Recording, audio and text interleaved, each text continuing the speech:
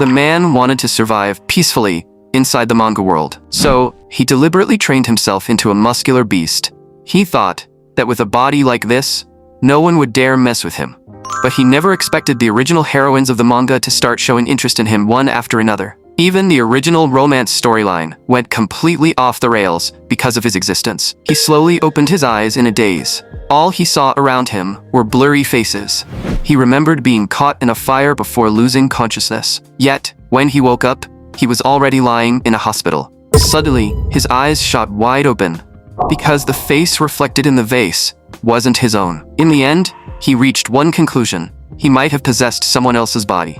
The original owner of this body was named Kim Yu-sung, an ordinary guy from an ordinary family. But last weekend, he seemed to have been involved in a car accident. The original owner was probably already dead, and the man's soul had taken over this body. Still, for him, this wasn't exactly a bad thing, because he had finally escaped that laboratory. Now, all he had to do was figure out how to survive here. Soon, he arrived at the room of the original owner, Kim Yu-sung. The moment he opened the door, he froze on the spot. The bookshelf was actually packed with manga. There were also plenty of figurines beside it. Apparently, this guy was a full-on otaku. He wasn't even sure if he could live normally under this identity. If he suddenly acted like a completely different person, his parents would definitely notice something was wrong. Then he saw the custom poster Kim Yu-sung had made for himself. At that point, he realized this guy was completely hopeless, a total edgy chunibyo case. But most of the manga on his shelf were battle manga and romantic comedies. So if he followed that logic and copied his lifestyle, there shouldn't be too many problems. And before coming to this world, he had read part of that series too.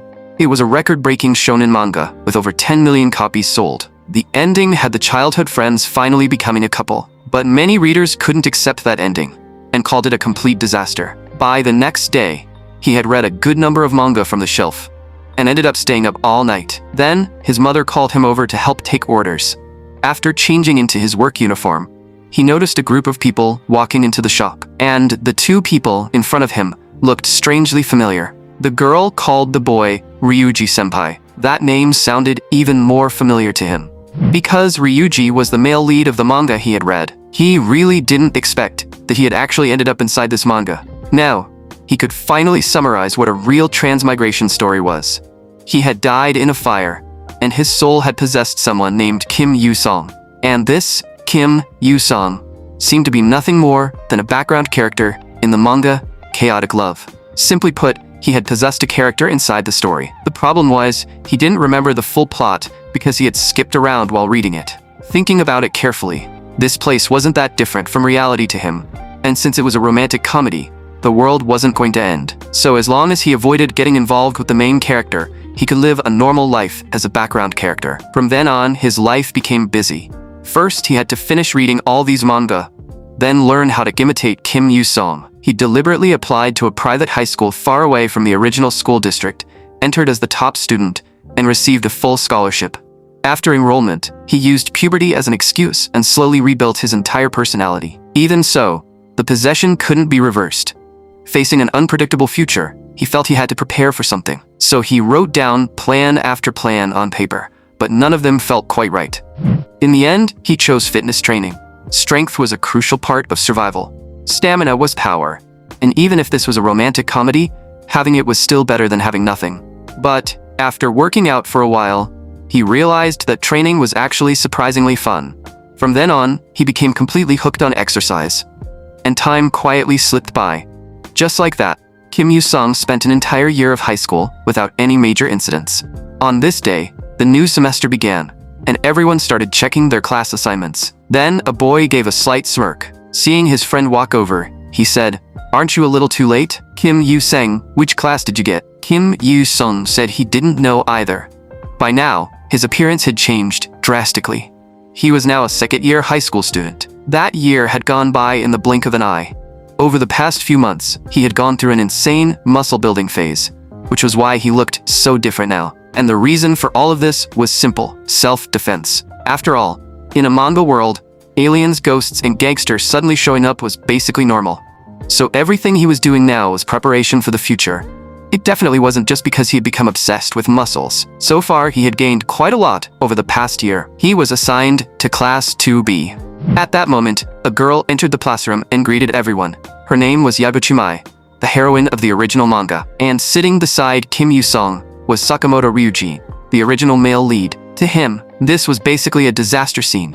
Of all people, these two had ended up as his classmates. He had chosen a school far away from the original district, just to avoid them. If he got dragged into their mess, his peaceful school life would be over. Then he heard Sakamoto Ryuji say that his day had been terrible. First he lost his wallet, and then he bumped into some strange girl on the street. Those words instantly shocked Kim Yu-sung. Did that mean she was about to appear too? The moment that thought crossed his mind, someone opened the classroom door. The teacher told everyone to quiet down and return to their seats. Then he announced that he had something very important to say today. But Sakamoto Ryuji didn't seem to care at all. He was still worrying about his missing wallet. The teacher said that a transfer student would be joining their class today. Then a blonde girl walked into the classroom. With her cute little fangs showing, she greeted everyone cheerfully. Everyone thought she was stunning, and some even wondered if she was a foreigner. The teacher asked the girl to introduce herself. She said her name was Kishimoto Rika, and that she had just moved here from somewhere else. Kim Yu-sung had actually expected this already. Since he was already in the same class as the male lead, that meant the heroine was bound to show up. Kishimoto Rika. Even though Kim Yu-sung had mostly forgotten the original plot, he still remembered that her popularity had always stayed firmly in first place. Even if she wasn't the final winner, her popularity never left the top spot. Then, the teacher told Kishimoto Rika to sit in the back row. Conveniently, he also asked Sakamoto Ryuji to help look after her. At that moment, Ryuji suddenly realized that this girl was the same person he had bumped into that morning. Kishimoto Rika recognized Ryuji as well. She stared coldly at him and said, "I still haven't settled this morning's score with you." The teacher calmly interrupted them. "Since you two already know each other, that makes things even better." Kishimoto Rika sat down there with obvious reluctance. After taking her seat, she even shot Ryuji a fierce glare. At first, Kishimoto Rika didn't want to deal with Ryuji at all. But she had picked up Ryuji's wallet that morning, so she returned it to him anyway. Kim Yu-sung sat beside them, completely frozen, desperately wanting to escape, but unfortunately, he still had 2 more years to suffer through here. In the blink of an eye, class was over. His friend came over to borrow a manga from him. Even after entering high school, Kim Yu-sung still hadn't quit manga, and that was also for the sake of his future. According to the laws of a manga world, even if he didn't remember the full story, most manga followed similar patterns. That was why he had to keep reading the latest magazines and stay updated on the plot trends of every romantic comedy. At that moment, Ryuji suddenly grabbed Kishimoto Rika's hand. "There's something I want to talk to you about in private. Can you come with me for a second?" What he wanted to talk about was the accident from that morning. Kishimoto Rika agreed. "Fine, I guess I can talk to you alone." The classmates beside them were still confused. Did something actually happen between those two? Kim Yu-sung said he needed to use the bathroom, but in reality, he wanted to eavesdrop on their conversation. But the moment he pulled the door open, his massive body and the aura around him instantly intimidated everyone. The entire class shuddered. Was this guy really a high school student? Why did he feel so terrifying? He almost looked like the heir to some gangster family. It seemed Kim Yu-sung was about to be isolated. Was it really just because he looked a little too muscular? But for now, he had to check what was going on between those two main characters first. To improve the accuracy of his judgment, he needed to witness the event himself and collect evidence. In this school, the only place suitable for a private conversation should be that spot. He had to know what they talked about. He absolutely couldn't let the story develop beyond his expectations. And the place where the two of them talked was the school backyard. Kim Yu-sung quietly hid in the bushes and watched their every move. The reason Sakamoto Ryuji wanted to talk to Kishimoto Rika alone was simply to apologize. Kim Yu-sung truly couldn't believe Ryuji would strike such an embarrassing pose. But somehow, that pose actually made Rika laugh. Rika burst out laughing. "You really are ridiculously innocent. Since you went this far, I'll forgive you. Besides, what happened this morning was just an accident." Rika was cheerful, ranked #1 in popularity, and this was her first encounter event with the male lead. Honestly, it was the textbook opening of a classic romantic comedy.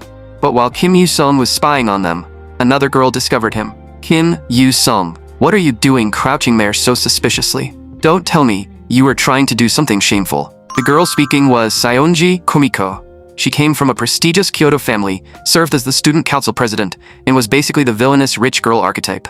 In reality, characters like her were usually destined to become side characters or comedic rivals. But a secondary heroine was still a heroine, and she was destined to get tangled up with the main character. Kim Yoo-sung quickly explained, "I just thought this branch would look nice in the student council office."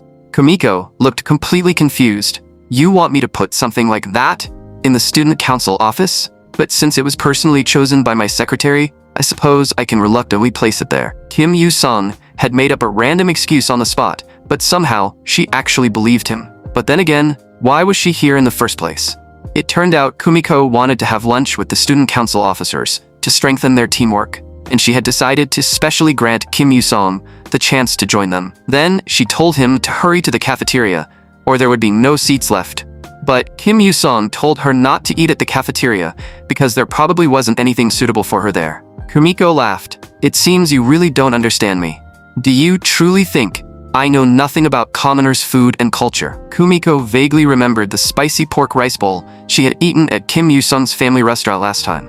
It had tasted quite good, and she could handle commoner food of that level just fine. Kim Yoo-sung felt like she was subtly insulting his family restaurant, but for a president who usually ate steak in the student council room, this was honestly already impressive.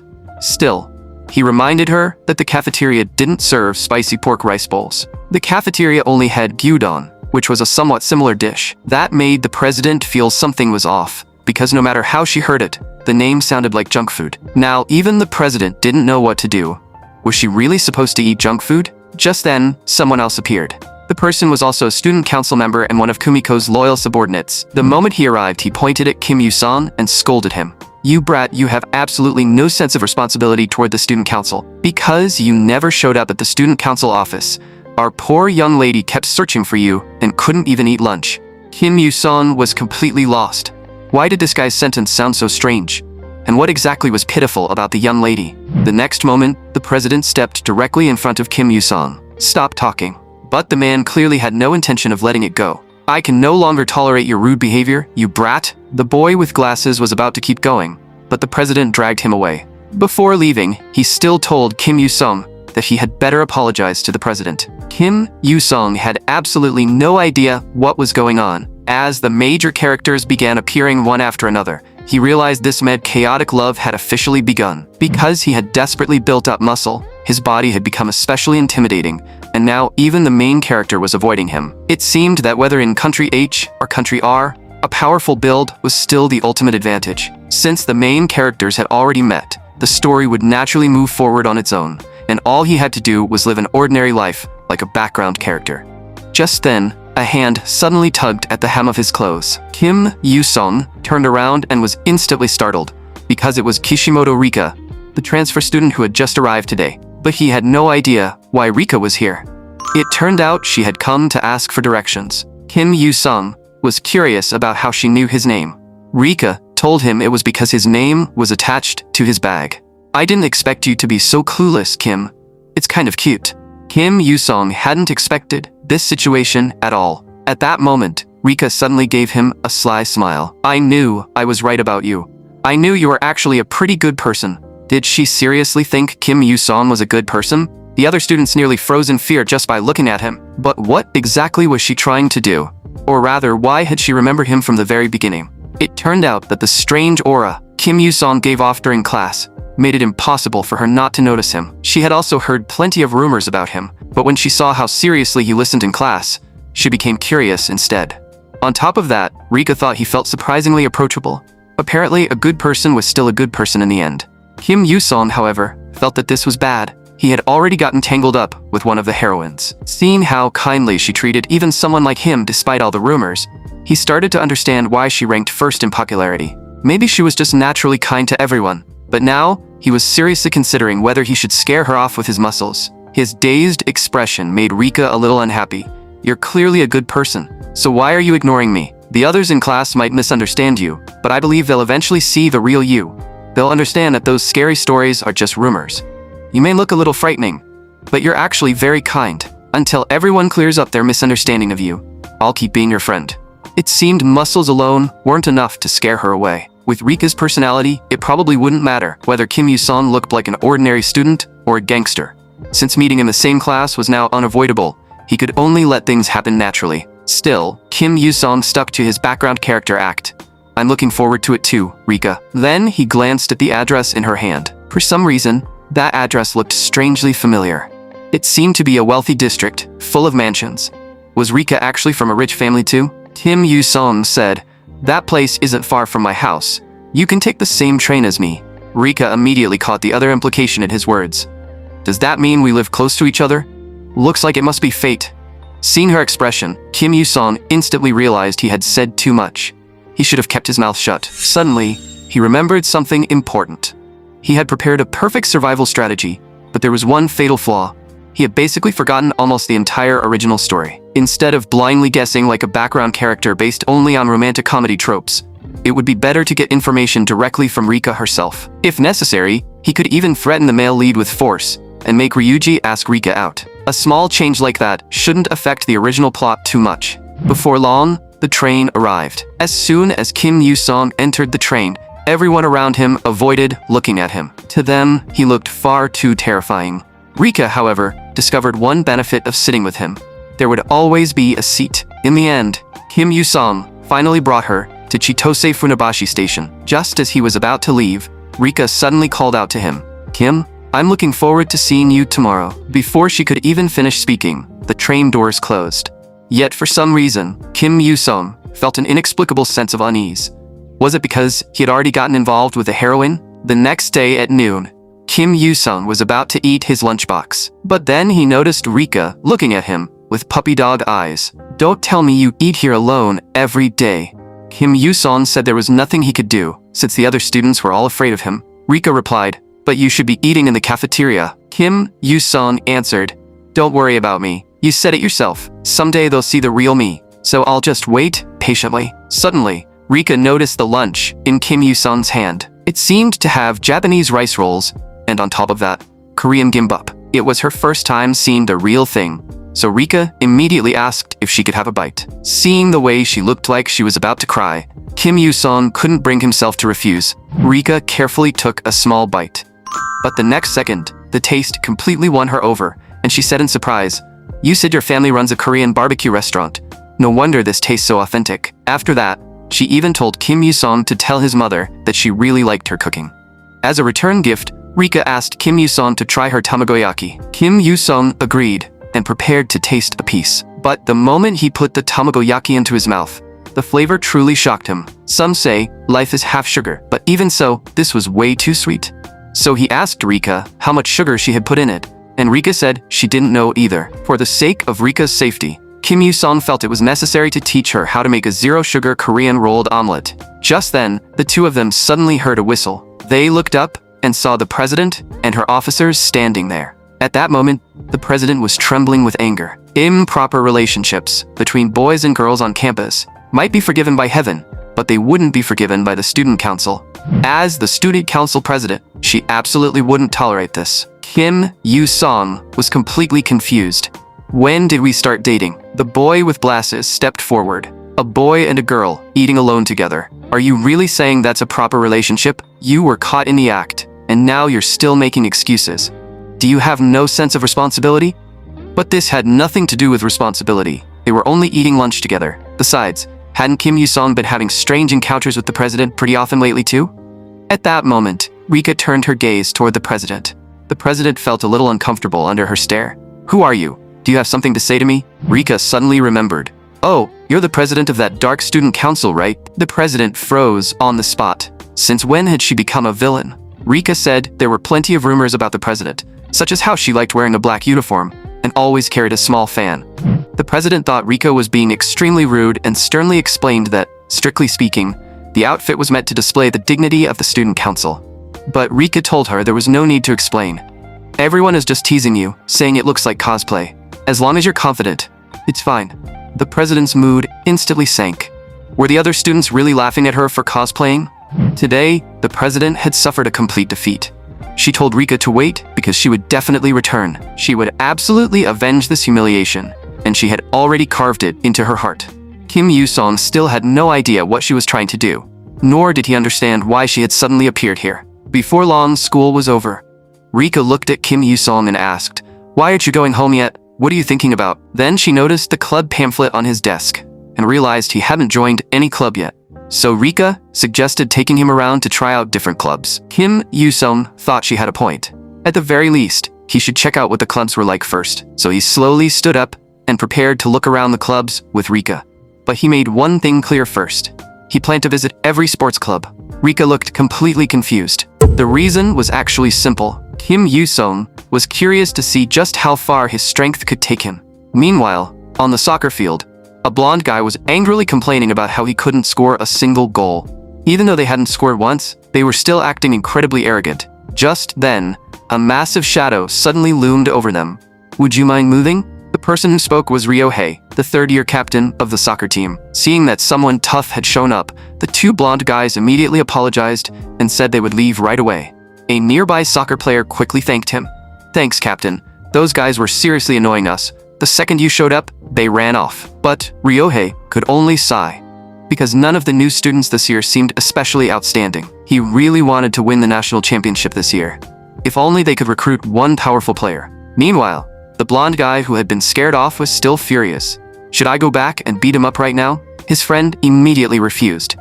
I'm not getting involved. I heard his kicking speed is famous nationwide. What makes you think you can compete with him? The blonde guy snapped that fighting wasn't all about brute strength. Then, as he tried to find a way to save face, he suddenly bumped into someone behind him. Which brat just bumped into me? Watch where you're going. Hearing that, Kim Yoo-sung immediately stopped and turned around. The moment the two blonde guys saw who had spoken, cold sweat poured down their faces. Without the slightest hesitation, they turned and ran off into the distance. Rika helplessly reminded Kim Yoo-sung, "Don't speak so loudly. You need to get along with everyone." After that, Kim Yoo-sung and Rika arrived at the soccer field. The players were curious about why he had come here. Was he here to take revenge for those two guys from earlier? After all, the whole school knew how terrifying Kim Yoo-sung was. But the captain patted one of the players on the shoulder. Relax. He's not the kind of person who would waste time getting revenge for punks like them. With a body like that, he's already on the level of a national class athlete. Then, the captain walked up to Kim Yoo-sung. Kim Yoo-sung, I've heard a lot about you. I'm Ryohei, the captain of the soccer club. What brings you here? Kim Yoo-sung said he had come for a tryout. That overwhelming pressure startled Ryohei. Even though Kim Yoo-sung was only 10 centimeters taller, Ryohei felt like a dwarf beside him. And those muscles, his physique, looked like it could crush everything in its path. If Kim Yoo-sung joined the soccer club, the national championship might no longer be just a dream. Ryohei immediately brought Kim Yoo-sung in front of the goal and told him to kick the ball in with all his strength. Full strength? If that was the case, then he would give it everything he had. The next second, Kim Yoo-sung gathered his power and raised his leg high. In everyone else's eyes, the aura around him was terrifying. He kicked the ball toward the goal with all his strength, and as it tore through the air, it released a thunderous roar. The members of the soccer team stared at the scene in horror. The soccer ball in front of Kim Yoo-sung had been completely destroyed. That wasn't the kind of force a normal human could produce. Then, he turned to Rika behind him and asked, "Where are we going next?" Rika said excitedly, "Next is the basketball club. Crushing them one by one is actually pretty fun." Soon, the news that Kim Yoo-sung was going around crushing every club spread throughout the school. That news also reached the ears of a certain female student. "Kim Yoo-sung, you finally started making your move. A person like you really couldn't endure the loneliness of being invincible." At that moment, Kim Yoo-sung shattered the backboard with a single dunk, leaving the crowd below completely stunned. Right after that, he swung a baseball bat. The baseball smashed straight into the ground and left a hole behind. Meanwhile, Rika wrote down soccer, table tennis, track and field, volleyball, baseball, judo, kendo, swimming, and tennis in her notebook. Everything was going almost too perfectly. Kim Yoo-sung asked, "Rika, how many sports clubs are left?" Rika gave him a sly smile. "So that's what you were curious about." Then she pulled out a pair of glasses. "Allow me to answer your question." Kim Yoo-sung was a little speechless. Did she really need to make it this dramatic? Excluding table tennis, judo, and volleyball, which weren't holding tryouts today, there were 3 clubs left. The track and field club, the swimming club, and the kendo club. In short, there were still 3 sports clubs Kim Yoo-sung could sign up for. Kim Yoo-sung was truly grateful to Rika, but she really didn't need to go this far. "Rika, besides modeling, have you started acting too?" Rika froze for a moment. "Why are you asking that?" All of a sudden, Kim Yoo-sung said, "I just think you're pretty talented. Never mind. Pretend I didn't say anything. Saying it out loud felt a little embarrassing. In fact, Rika had actually done work similar to acting before. Kim Yu-sung was instantly startled. Wait, it couldn't be what he was thinking, right? What kind of work would make her this hesitant to talk about it? But she was a heroine, so there was no way she had that kind of sketchy past. Rika suddenly hooked her arm around his. Let's not talk about that. Don't we still have 3 clubs left? Seeing how flustered she looked, Kim Yu-sung decided not to press further.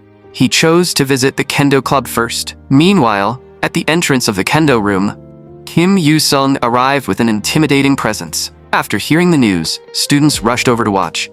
I heard he destroyed every club already. Is he here to take over the kendo club now? Rika instantly switched into manager mode. If you have business with him, you can talk to me. Then the door to the kendo room slowly opened. A voice came from inside. So you finally made it this far. A third-rate thug who uses tryouts as an excuse to go around wrecking clubs. The next moment, Futaba Yukika spoke. Your violence ends here. I will stop you. Everyone began cheering for her. But Kim Yu-sung simply said, I'm only interested in the kendo club. Just tell me how to sign up for the tryout. Futaba Yukika felt that his attitude was incredibly arrogant. She said coldly, 1-point match. The first person to score a valid hit wins. I'll be your opponent. Enter the training hall. This instantly excited the crowd. A human weapon versus the kendo club captain sounded way too interesting. Some people even took out their phones and started recording. Rika laughed behind him. Looks like they've already turned you into the villain. Yukika suddenly shouted, all of you, shut up. Everyone looked stunned. This is a one-on-one duel between me and Kim Yu-sung. No one is allowed to interfere. If anyone insists on stepping in, I'll deal with that person before I deal with Kim Yu-sung. Everyone was so frightened that they fell silent, not daring to say another word. No one expected the kendo captain's presence to be this overwhelming. Rika was right. That pressure was no joke. This woman was seriously dangerous. So Kim Yu-sung told Rika to wait at the entrance for a moment and said he would be right back. After entering the kendo room, he immediately saw plenty of weapons and protective gear. Yukika reminded him to put on the protective equipment first, but Kim Yu-sung said there was no need. He felt what he was wearing was good enough. We can start now. Don't blame me if you get hurt. Before he could finish, Yukika cut him off. I won't get hurt. You really do know how to joke. You might not even touch a single strand of my hair. Are you ready, Kim Yu-sung? The next moment, the match officially began, and Kim Yu-sung blocked her first strike with his bamboo sword. No matter how fast Yukika attacked, he blocked every strike steadily. But that was only a test. The real duel hadn't begun yet. Yukika judged that Kim Yu-sung was still just an ordinary person. Soon, Kim Yu-sung deliberately exposed an opening. Naturally, Yukika didn't miss that chance. She struck Kim Yu-sung's wrist with her bamboo sword. The bamboo sword in his hand was knocked away. That made him pause for a moment. Yukika coldly called him an idiot, saying he couldn't even see through such a simple feint. The next strike would be the final one. But what Yukika never expected was that Kim Yu-sung showed no fear at all. Instead, he suddenly smiled, and the smile was terrifying. Yukika's heart jolted. Was this a trap? The instant she instinctively stepped back, the bamboo sword that had flown away somehow returned to Kim Yu-sung's hand. Yukika cursed inwardly. This guy was insane. He might even be a complete lunatic. Was he planning to lure her in first, then grab the bamboo sword again, and counterattack? If she had reacted 1 second later, she might have been the one taken down. Yukika kept analyzing him. This guy was far too dangerous. She had underestimated him earlier. If this dragged on, she would be the one in danger. So she decided to end the match with the next strike. Then Yukika took her stance, unleashing her full aura. This is my clan's secret technique, Demon Slaying Slash. Kim Yu-sung, this ends now. But Kim Yu-sung didn't feel pressured at all. Yukika's strike landed squarely on his chest. Kim Yu-sung instinctively let out a grunt of pain. Kim Yu-sung, how does it feel? This is the Futaba clan's secret technique. Even in training, no one has ever taken this strike head-on. Yukika thought she had already won. But the next second, she froze. Because right after that, Kim Yu-sung struck her directly on the chin. Yukika had never expected the situation to turn out like this. Yukika's heart jolted. Was that a hidden weapon? Why hadn't she noticed it at all? She gripped the bamboo sword tightly in her hands. Yukika stared at Kim Yu-sung's body. Could this guy's defense really be that absurd? This damn muscle monster? The next morning soon arrived. News that Kim Yoo-sung had defeated the kendo club captain had already spread everywhere. Some people even guessed that his goal was to take control of the entire school. Kim Yoo-sung was completely speechless. He had only wanted to spar a little. Was this really the romantic comedy plot he knew? Fortunately, Ryuji wasn't affected by the rumors. Just like always. As the male lead, he probably wouldn't stray too far from the main storyline. At that moment, Rika walked over and greeted Kim Yoo-sung. The next second, the classroom door was suddenly pushed open. A red-haired girl stormed in. "Damn it, Ryuji, get out here." Everyone wondered what was going on. "Isn't that Tojo Karen from the kendo club?" Ryuji stepped forward. "I, Ryuji. What do you want from me? I heard you bullied the first years in our club. I visited them at the hospital yesterday and heard everything." Ryuji felt that there might be some kind of misunderstanding. Mai stepped forward to explain that there might really be a misunderstanding, but Karen snapped at her. "Who do you think you are?" Mai got angry too. "You're from the kendo club, right? The ones at fault are your first years. Yesterday, several kendo club students came after me and even tried to drag me into an alley. I told them to stop, but they refused. I was terrified and had no idea what to do. Ryuji was the one who saved me. Now that you know the truth, do you still think Ryuji was wrong? Since you understand now, go back and properly discipline your club members. This wasn't Ryuji's fault at all. The problem was those first years from the kendo club." Tojo Karen finally understood what had happened. Then she suddenly shouted, "Ryuji, become my man." She declared that she would make Ryuji the happiest man in the world. Mai froze on the spot, her mind full of confusion. Was that really something a girl could say out loud, in public? Naturally, Mai couldn't agree to this. Kim Yoo-sung immediately became interested. Launching a confession attack at a time like this? The world of romantic comedy was truly terrifying. He had to grab some popcorn and watch this unfold. And he wasn't the only one enjoying the drama. Rika was also incredibly curious. Could this be the legendary love at first sight? This girl is way too cool. The classroom instantly became lively. Everyone started guessing who Ryuji would choose in the end. Some people thought the fiery girl suited him better. It seemed everyone was already gossiping about what had just happened. After Karen dropped such a massive bombshell, Kim Yoo-sung felt that this incident would definitely spread across the entire school. Then Rika turned to him and asked, "Who do you think Ryuji will end up with?" Honestly, Kim Yoo-sung wasn't too sure either. If things followed the original plot, Ryuji should end up with his childhood friend. But then, Rika said she already knew who Ryuji would date. The answer was Tojo Karen. But only if Rika gave her romantic advice first. Rika seemed extremely confident in her consulting skills. She said she was an expert, after all, because she had been in countless relationships. Kim Yoo-sung couldn't understand why she was so excited about something like this.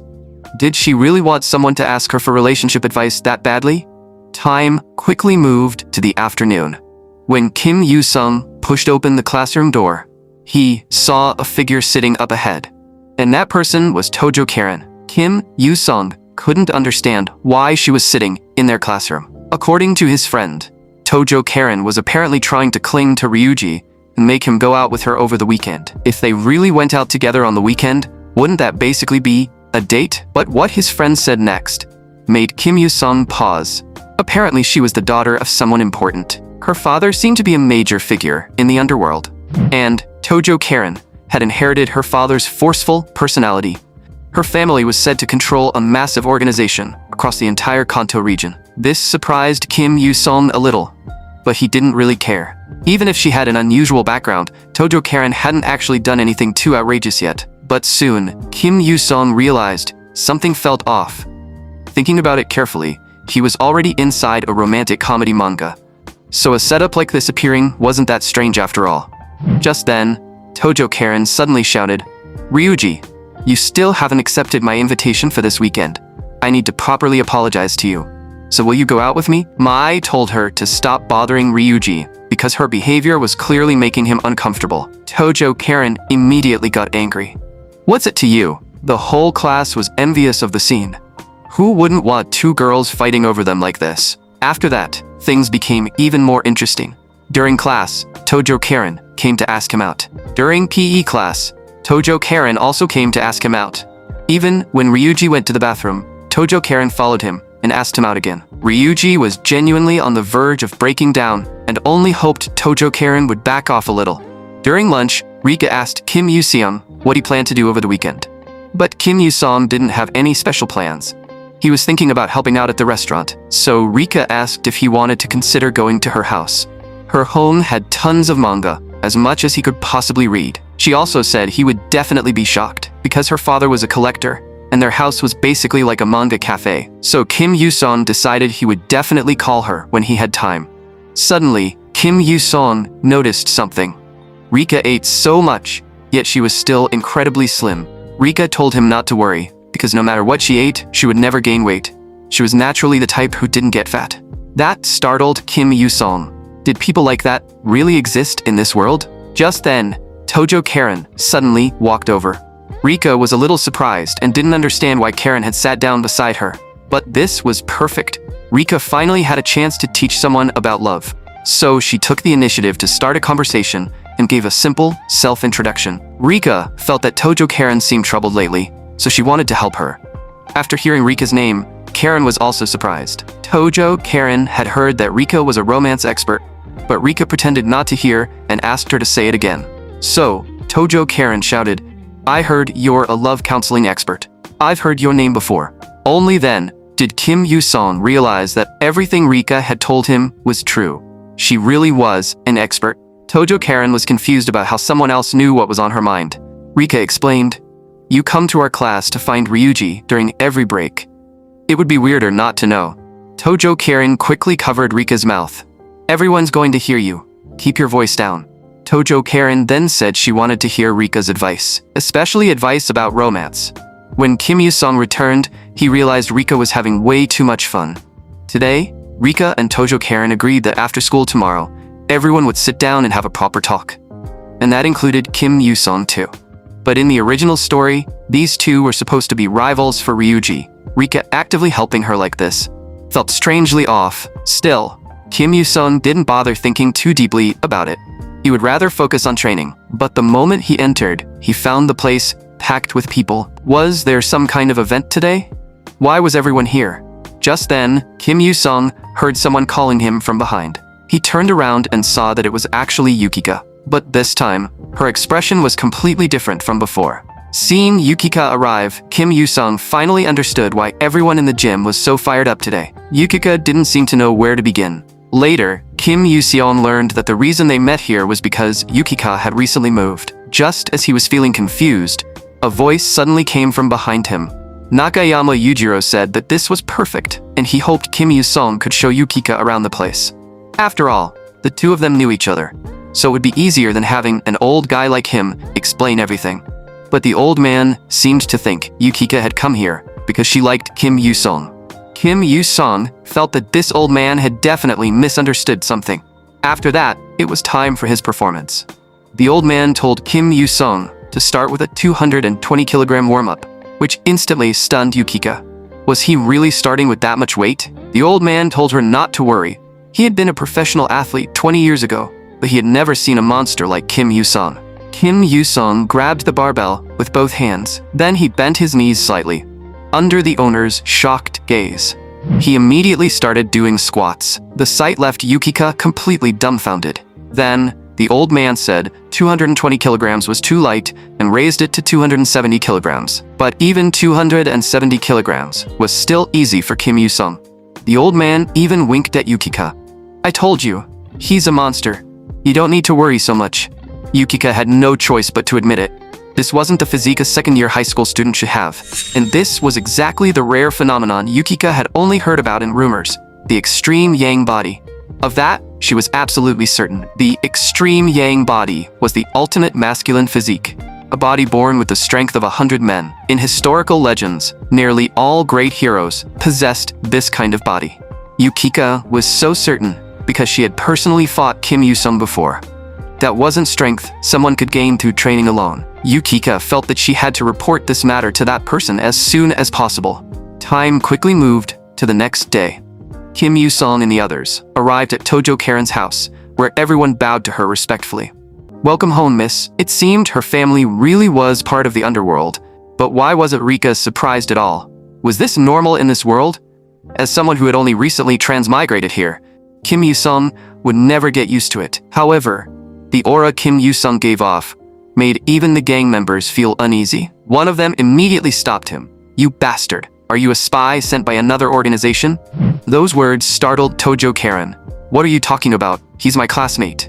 But those men didn't believe her at all. Look at the murderous aura around him, and that face doesn't look like a high school student at all. "Miss, come over here and stay away from him." But Kim Yu-sung had clearly done nothing. Was he really being treated like this just because he looked a little mature? After they went inside, Tojo Karen kept apologizing to Kim Yu-sung. He simply said it was fine because he was already used to it, although he appreciated the invitation. Kim Yu-sung felt he wouldn't be much help with romantic advice. Rika, however, said he would be very useful and told him to wait on the side for now. Then Rika began teaching Tojo Karen romance techniques, and the first step was learning how to cook. Just trust the advice of romance expert Rika. Kim Yu-sung was speechless. Did this girl really not feel embarrassed saying something like that? After that, the three of them prepared to start cooking, and once they started, they kept going from noon all the way until evening. Tojo Karen finally managed to make a bento box. It was her first handmade bento, and overall, it actually looked pretty decent. The only problem was that earlier, Tojo Karen had accidentally turned the heat too high, and all the ingredients had turned to ash. Even if she was a beginner, this path was clearly far too difficult for her. The smell of food even made Rika feel hungry. So, Kim Yu-sung suggested, "Should I just make some dinner?" He told Rika to leave the food to him, while she only needed to focus on teaching Tojo Karen how to handle romance. The next second, Kim Yu-sung began making his specialty, egg fried rice. The way he tossed the wok left both girls completely stunned. In just 1 minute, he finished a plate of golden egg fried rice. The two of them each took a bite, and the taste was ridiculously amazing. Tojo Karen and Rika were both surprised. "So you can cook, and it actually tastes this good?" Kim Yu-sung explained, "I started making my own bento boxes during the second semester of my first year. During the first semester, his mother always woke up early to make lunch for him, and every time he saw how exhausted she looked, Kim Yu-sung felt guilty. At first, he was clumsy and struggled a lot, but now he had finally gotten used to it. The smell nearly made Rika cry from hunger. Making his own bento and helping his hardworking mother? That was way too touching. Then, Rika suddenly remembered that she had almost forgotten something. Before coming here, she had prepared a special gift and even went to a cosmetics store yesterday to buy the necessary items. Rika had also written all the skincare steps on sticky notes, so next time Karen needed to restock, she could just follow the list. Once you learn makeup and successfully get a date, we'll go shopping for clothes together. However, Rika had only seen Tojo at school, so she felt that her usual style was a little different. She even said Karen's style was kind of like an old man's, and that comment stabbed straight into Karen's heart. Kim Yu-sung didn't expect Rika to be this brutally honest. After that, Rika prepared to start doing Karen's makeup. She told Kim Yu-sung to wait there and warned him not to peek, or else she would drag him inside too. Then Rika pushed Karen into the room. Kim Yu-sung truly had no idea why he was even here. This was seriously interfering with his training. After a full day of work, they were finally ready to leave. Rika hoped Tojo Karen's date would be a success. At that moment, Kim Yu-sung passed by a convenience store. He wanted to go in and buy a manga magazine, and Rika happily said she wanted to buy something too. This time, Kim Yu-sung bought Rui-chan. Rika liked that manga too, and she often heard from her father that people who liked manga couldn't be bad people. But if Kim Yu-sung remembered correctly, Rika bought it every week too, so Rika said that meant she was also a good person. Kim Yu-sung nodded. "You're not wrong about that. You really are an absolutely good person. You spend the whole day giving everything you have for Tojo. In my eyes, anyone who can go that far for someone else is a good person." His words made Rika's face turn bright red. "You jerk. Why do you have to say things so directly?" After that, she quickly paid and left, probably because she was too embarrassed. But Kim Yu-sung didn't think so. He guessed Rika probably needed to rush to the bathroom and might not be able to hold it anymore. The next day soon arrived. Everyone was shocked by Tojo Karen's outfit. Today, Tojo had tied up her hair in small braids and was even wearing a skirt. If they didn't look closely, they might not have recognized her at all, because the change was that dramatic. Just then, Tojo pulled out a letter. It was a challenge letter. "Ryuji, this weekend, you're coming somewhere with me." But Ryuji froze, because he hadn't even realized that the person in front of him was Tojo. So, after school, Rika brought Tojo Karen to a women's clothing store. Kim Yu-song, however, felt completely out of place, as if he had entered another world. Tojo Karen asked them to help her pick an outfit for her date. Kim Yu-song asked in confusion, "Do I have to go too?" But before he could even react, Rika had already dragged both him and Tojo Karen straight into the store. Whenever Rika saw a pretty outfit, she pulled Tojo over to try it on. Under Kim Yu-song's shocked gaze, she picked outfit after outfit. Seeing that Tojo Karen could no longer hold everything, Rika simply pushed her straight toward the fitting room. A moment later, Tojo's voice came from inside. "This cute style doesn't suit me at all." But Rika only gave a mischievous laugh. Then she charged straight into the fitting room. "Don't move, just leave it to me." After that, a series of chaotic sounds came from the fitting room, the kind better left unexplained. When Tojo Karen came out again, she had completely changed into a different style. Rika was still admiring her own masterpiece with satisfaction. Although Tojo felt the skirt was too short, after receiving Kim Yu-song's approval, her cheeks immediately turned red, and she stopped objecting. Kim Yu-song hadn't expected her change to be this dramatic. Clothes really did make the person. That saying was no joke. Meanwhile, at Tosei Hall, inside Tojo Karen's home, a group of people stood in a room, staring at the man seated in the chair, not daring to say a word. He was Tojo Naoto, the 6th-generation chairman of the Toseikai, known as the blood-washed madman. It seemed Karen had truly found a boy she liked. The people around him couldn't believe it. Who exactly had managed to catch their young Mrs. I? "I won't hand my daughter over to just anyone." "Sento, what did you say that boy's name was again?" "Chairman, his name is Sakamoto Ryuji. He attends the same school as the young miss. Yesterday, the young miss said she wanted to visit a hair salon, so I personally drove her there. But today, her credit card statement showed a purchase from a clothing store inside a department store. Based on that, the young miss is definitely planning a date with him." Hearing this, Tojo Naoto's brows immediately tightened. The next second, he grabbed the blade beside him. "How dare that brat!" The people around him quickly rushed forward to hold their chairman back. After calming down slightly, Tojo Naoto said, "This weekend, if any of you are free, come with me. Our mission is to secretly monitor their date and make sure that brat doesn't try anything funny." "Yes, Chairman." Everyone allowed inside that room was a high-ranking officer of the Toseikai, so not a single person hesitated. Meanwhile, Kim Yu-song and the others stared at the burgers and cola on the table, having completely lost their appetite. Rika was so exhausted that she barely had the strength to chew. Tojo Karen said, "Rika, thank you so much for today." Rika replied, "Don't mention it. This is what friends are supposed to do. Besides, I had a lot of fun shopping today because you were there." Seeing Kim Yu-song eat only one burger, Tojo Karen asked in confusion, "With that body of yours, is one burger really enough? You can eat as much as you want. You helped me so much, so something this small is no problem." Kim Yu-song said there was no need, since he had already eaten a lot for lunch. He used to think Toji was just a delinquent, but he never expected her to be this easy to get along with. When Tojo Karen noticed Kim Yu-song staring at her, she suddenly became embarrassed. Rika then asked, "By the way, have you planned tomorrow's date route?" Tojo Karen thought carefully. "We'll go to a cafe, then watch a movie, then have dinner. Isn't that how dates usually go?" Hearing such a plain plan, Rika immediately got angry. "Don't do what everyone else does. Skip the movie and go here instead." On her phone screen was an aquarium. It gives you that feeling of being inside the ocean. Fish and coral reefs dancing around peacefully together. How romantic is that? Most importantly, the soft lighting is perfect. Trust me, in that kind of atmosphere, the two of you will definitely fall in love. You have to trust the advice of romance expert Rika. Kim Yu-song watched the two of them with a deadpan expression. The next day, after Kim Yu-song and Rika finished reminding Tojo Karen of everything, they watched her leave. Both of them believed her date today would definitely succeed. Then Rika asked, "Kim-chan, what are your plans?" Kim Yu-song had no idea when he had gotten that nickname, and after hesitating for a moment, he said, "I'll probably just stay home and read manga." Seeing that he had nothing to do, Rika immediately said, "Then let's follow Tojo together. As her good friends, we have to see her happiness through to the end." Looking at the gossip fire burning in Rika's eyes, Kim Yu-song no longer wanted to say anything and could only agree. From that moment on, the tailing duo of Rika and Kim Yu-song was officially formed. Meanwhile, people on the street saw a dense crowd of figures suddenly appear and immediately moved aside. The person who arrived was Tojo Karen's father, who had brought his men to his daughter's date location. Meanwhile, On the other side, Tojo, Karen, and Ryuji successfully met up. Ryuji apologized a little awkwardly, saying he was sorry for making her wait so long. Tojo shyly brushed her hair aside and comforted him.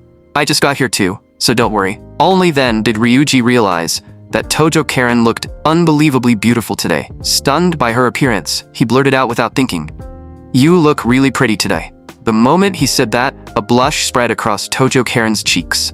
Why don't we get some tea first, then plan out today's schedule? But when Ryuji tried to help Tojo Karen carry her bag, the two of them got into a polite back and forth. Meanwhile, the disguised Kim Yu-sung and Rika were secretly watching from a distant corner. Seeing the two start walking, Rika quickly followed, and Kim Yu-sung reacted half a beat late before hurrying after her.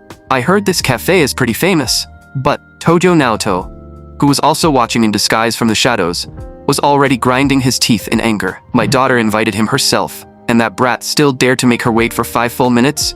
His subordinates quickly rushed forward to hold the chairman back. After the chairman finally calmed down, one of his men reminded him that people nearby were starting to suspect them. The chairman was confused. Why? Our disguises are flawless. Chairman, our group stands out too much. How about we split everyone into pairs and follow them separately? Tojo Naoto immediately thought that was a good idea and began giving orders. After arriving at the cafe, Rika ordered a giant strawberry parfait and started taking photos like crazy, completely forgetting why she had come here. But just then, Kim Yu-sung noticed that the person sitting diagonally across from them seemed suspicious. Even Rika realized that many people around them looked strangely out of place. Kim Yu-sung had a gut feeling that these people might be connected to the Toseikai, especially that red-haired guy. Any way you looked at it, he seemed like a gangster. The aquarium has dolphins. Let's go see the dolphins first. Sounds good. Let's do that. Today is definitely going to be fun. At this moment, Tojo Karen's smile hadn't faded once. Kim Yu-sung felt that this was all a little too exaggerated, and he had a feeling this date might not go smoothly. Whenever Ryuji and Tojo Karen had even the slightest sweet moment, many people around them glared at them fiercely. Soon, Ryuji and Tojo Karen got on the train. Because it was too crowded, Tojo Karen was forced into Ryuji's arms. Kim Yu-sung also protected Rika to keep her from being pushed around, and Rika's cheeks instantly turned red. People throughout the train kept shouting not to push, but it did absolutely nothing. They had to take the subway to reach the aquarium, but no one expected it to be this crowded. Rika felt that she was way too close to Kim Chen. Seeing Rika's cheeks turn red, Kim Yu-sung thought she was uncomfortable from being squeezed, so he comforted her. We'll be there soon. Just hold on a little longer. After they reached the station, the crowd rushed out all at once. Kim Yu-sung immediately took Rika's hand. Hold on tight, or we'll lose them. This way. After they safely exited the station, both of them finally let out a breath of relief. Just then, Rika raised the hand he was still holding. You can let go now. Sorry. Kim Yu-sung quickly released her hand. Rika lowered her head and murmured softly, next time, be a little gentler. Rika's voice was so quiet that Kim Yu-sung thought he had misheard her. Next time, but then he noticed that Ryuji and Tojo Karen had already crossed the street, and the light had turned red. Rika immediately shouted, What do we do now? Kim Yu-sung suggested, Let's just go straight to the aquarium. Their destination is there anyway. Just then, voices came from behind them. It was the group from the restaurant earlier.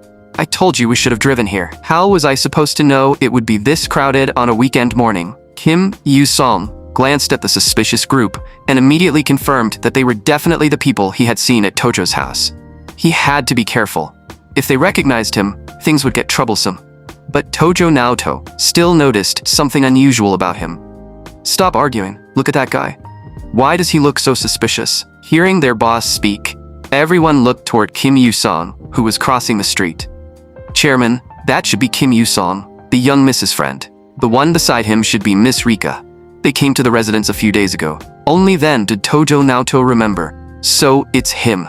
With that huge build, I thought he was an assassin sent by another family. In that case, let's follow them. From the looks of it, they're probably worried about Karen too, so they secretly came after her. After quite some time, Ryuji and Tojo Karen finally arrived at the aquarium. But they had no idea that several pairs of eyes were watching them from behind. Was that Ryuji just now? That guy got us kicked out of the kendo club.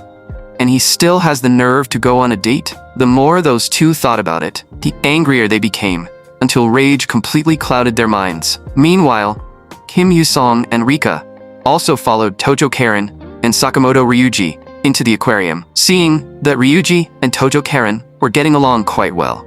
Kim Yu-sung and Rika finally felt relieved. Then the two of them went to an open lawn, spread out a blanket, and prepared to enjoy lunch. Today, Kim Yu-sung had prepared Rika's favorite gimbap and inari sushi. Looking at the table full of food, Rika was practically drooling. She had completely forgotten that she was supposed to be watching Tojo Karen's date progress. Not far away, Tojo Karen was nervously opening the bento she had prepared. She was extremely tense because this was the first time she had personally cooked for someone she liked. To make this meal properly, she had bothered Kim Yu-sung quite a lot over the past few days, practicing almost non-stop for 3 straight days. Tojo Karen closed her eyes and opened the lid of the bento box. Inside were several different dishes, and just from the colors alone, they looked delicious. Ryuji's appetite immediately awakened, and he picked up a rice ball and stuffed it into his mouth. Watching Ryuji slowly put the rice ball into his mouth, Tojo Karen was incredibly nervous, afraid he might spit it out the next second. But to her joy, Ryuji clearly enjoyed it. "This is good." Those words of approval instantly brought a smile to Tojo Karen's face. She quickly picked up another piece and brought it to Ryuji's mouth. Seeing Tojo Karen's expectant expression, Ryuji couldn't bring himself to refuse. Tojo Karen stared at Ryuji, waiting for his reaction. When Ryuji raised his thumb, Tojo Karen finally felt completely relieved. Meanwhile, Kim Yu-sung and Rika were eating not far away while watching them. At this point, the sickeningly sweet smell of romance had already spread across the entire area. Tojo Karen's mouth was also stuffed full with food Ryuji had fed her. But Kim Yu-sung still felt that something was off. According to the original ending, things shouldn't be going this smoothly. Beside him, Rika quietly sighed. "When will I get to go on a date like that?" Rika's words instantly made Kim Yu-sung forget every other thought. "Aren't you always calling yourself a romance expert?" Rika gave a sheepish laugh. "Actually, I'd never dated anyone. I learned everything from manga." Kim Yu-sung was speechless. "No wonder you had so many tricks." Kim Yu-sung sighed helplessly. "They're almost done over there. Let's pack up and follow them." Rika quickly defended herself. "I've helped plenty of friends solve their relationship problems." Kim Yu-sung nodded perfunctorily. Right, you helped." Seeing Rika get flustered and annoyed made Kim Yu-sung feel strangely satisfied. After leaving the aquarium, Kim Yu-sung and Rika's heads popped out from behind a tree. Watching how reluctant Ryuji and Tojo Karen seemed to part from each other, both of them thought the confession should be coming soon. But at that moment, Kim Yu-sung's gaze suddenly sharpened. 2 guys suddenly appeared in front of Ryuji and Tojo Karen, and the moment they showed up, they knocked the bento out of Ryuji's hand. "You two-timing bastard. We finally caught you. Last time, you were with the girl we were chasing, and now you're out messing around with a new one." Rika immediately asked Kim Yu-sung if they should call the police. Kim Yu-sung said, "Forget it. Even if we call the police, they won't make it in time. If things get bad, I'll step in." Ryuji immediately shouted, "You two really have no shame showing up again like this." From their conversation, Kim Yu-sung finally understood who these two were. They were the first-year students who had been kicked out of the kendo club. Back then, Ryuji had saved Tojo Karen and beaten the two of them up. The 2 men raised their middle fingers at Ryuji. "We got kicked out because we fought you." At that moment, Tojo Karen finally snapped. "You deserve to get kicked out. You're nothing but complete idiots." Only then did the two realize that the beautiful girl in front of them was actually Tojo Karen after makeup. "The tomboy actually put on makeup today? Don't tell me you're on a date with this two-timing loser. You two don't match at all. You used to spend every day fighting people in the dirt." Hearing that, Ryuji and Tojo Karen both clenched their teeth in anger. "Shut up." But the 2 guys only laughed. "You think we came here alone today? This is the guy who messed with my brother, right? Our boss is a legend from Kitayama. You're not getting away today." Seeing that the situation was getting bad, Ryuji knew he couldn't handle it and quickly told Tojo Karen to run. But the moment Tojo Karen tried to move, one of them grabbed her. Ryuji shouted angrily, "Let her go. This is between us. Don't drag anyone else into it." But the only response he got was a heavy punch. Watching from a distance, Kim Yu-sung finally couldn't stand it anymore and told Rika to stay where she was. Ryuji dropped to his knees in pain, while the blonde guy smirked. "I'll be taking your girlfriend with me." But by then, Kim Yu-sung was already standing behind him with a blank expression. He grabbed the blonde guy's wrist and twisted it hard, and the sound of bones cracking rang out. Then, Kim Yu-sung flung him backward like a rag doll, and the guy had no power to resist at all. Kim Yu-sung rarely got angry, but this time, he was truly furious. That filthy hand of yours should never have touched my friend. He didn't know exactly how strong he was, but he knew one thing: he had never lost. Meanwhile, seeing his daughter being bullied, Tojo Naoto, as her father, was already burning with rage. He was just about to lead his men out and beat that guy half to death. But the next second, Kim Yu-sung had already appeared behind the two attackers. The overwhelming aura radiating from him made even Tojo Naoto, chairman of the Toseikai, feel his fingers tremble. In all these years, he had only felt this once before. That was from Ivan, the boss of the Russian Red Mafia, known as the God of Destruction. Yet, the aura of this boy before him was actually on the same level as Ivan's. When Tojo Naoto had once been alone with Ivan, his instincts had made his body tremble uncontrollably. It was an irresistible fear, the instinctive shudder of facing a top predator. And at this moment, Kim Yu-sung no longer cared about interfering with the original plot. Right now, he only wanted to clean up the trash in front of him. Seeing the people around them, Kim Yu-sung was afraid of accidentally hurting someone, so he told Tojo Karen, Rika, and Ryuji to leave first. Tojo Karen still wanted to say something, but Kim Yu-sung immediately cut her off and said he wouldn't lose to trash like this. At that moment, the blonde guy flew into a rage. He charged straight at Kim Yu-sung and punched him, but Kim Yu-sung stood in place without taking even half a step back. The punches felt like cotton, with no force behind them at all. Seeing that Kim Yu-sung wasn't dodging, the blonde guy immediately laughed smugly. But the next second, he suddenly realized something was wrong. Kim Yu-sung had taken all those punches without a single injury, and a cold sweat began forming on his face. Could this guy not feel pain? He hadn't even flinched. Then try this. The blonde guy immediately ran to Kim Yu-sung's side, and a faint red glow seemed to gather around his fist. Rika couldn't help covering her mouth, worried for Kim Yu-sung. The blonde guy slammed his fist down. A little blood finally trickled from Kim Yu-sung's nose. From this moment on, it was self-defense. Kim Yu-sung punched straight toward the blonde guy's face. Normally, the legal limit for self-defense was 1 strike. But for Kim Yu-sung, 1 strike was more than enough. Everyone around seemed to hear the sound of bones cracking and teeth shattering. The blonde guy flew straight backward until he crashed into a tree and barely stopped. Any more force, and it would have counted as excessive self-defense. How disappointing. The remaining two looked at Kim Yu-sung as if he were a demon god, their bodies trembling in fear. One of them still forced himself to threaten him. "Do you know who I am? My father is a high-ranking police officer."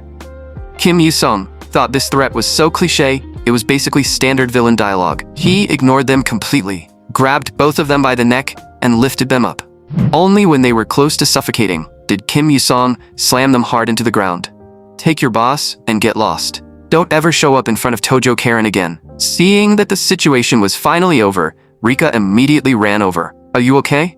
Your face is bleeding." Kim Yu-sung said that a little blood would be fine after a while, but Rika immediately got angry. "Don't joke around. We're going to a pharmacy right now." Kim Yu-sung blankly nodded. This was the first time he had ever seen Rika this angry. But as he was leaving, he noticed that the atmosphere between Tojo Karen and Ryuji seemed a little tense. After listening carefully, he realized that both of them actually thought the incident was their own fault. Then, in a situation like that, Tojo Karen actually confessed. Kim Yu-sung was speechless for a moment. Weren't they supposed to thank him first? Weren't they supposed to check if he was okay? Tojo Karen looked at Ryuji with deep emotion and said, "Please go out with me." However, Ryuji rejected Tojo Karen's confession. Tojo Karen hadn't expected that result either, especially after how happy their day together had been. "If you don't like me right now, then I can keep trying." But Ryuji said quietly, "I'm the one who isn't good enough for you. To be honest, when I was little, I promised a girl I would marry her. That's why I don't plan to date anyone." Tojo Karen lowered her head. She hadn't expected that kind of answer. So she asked him, "Do you love her?" But Ryuji said he wasn't sure either. He only remembered that he had once liked her very much. "So, she's your first love and your childhood friend? Since you've already decided, I'll give up cleanly too." Then Tojo Karen waved her hand, pretending to be relaxed. But the moment she turned away, tears were already welling up in her eyes. Kim Yu-sung had known this would be the result, so he said to Rika, "You go home first." Rika immediately wondered what he was going to do, but Kim Yu-sung said, without looking back, "See you at school next week." Rika watched his back and had a vague feeling that he was hiding something from her. And somehow, she also felt that Kim Yoo-sung seemed a little sad. After that, Kim Yoo-sung finally found Tojo Karen near the bus stop. "Tojo, are you okay?" But when Tojo Karen raised her head, her face was already covered in tears. Kim Yoo-sung quickly handed her a tissue. Then, he sighed helplessly. "Look at you, falling apart like this. Can't you be a little stronger?" Tojo Karen choked out. "Kim Yoo-sung, I've never cried in front of anyone before, so don't tell anyone." Kim Yoo-sung nodded. "Of course, we're friends." In fact, Tojo Karen had known all along that Kim Yoo-sung and Rika were following them. Kim Yoo-sung froze. Were people in this romantic comedy world really that sharp? Kim Yoo-sung quickly explained, "We didn't mean to." But Tojo Karen said, "I know, you were worried about me, so you watched over me all day. I'm sorry. You went through so much trouble for me, but I still messed everything up. I thought if I changed myself, there would be a place for me in Ryuji's heart. But I was wrong.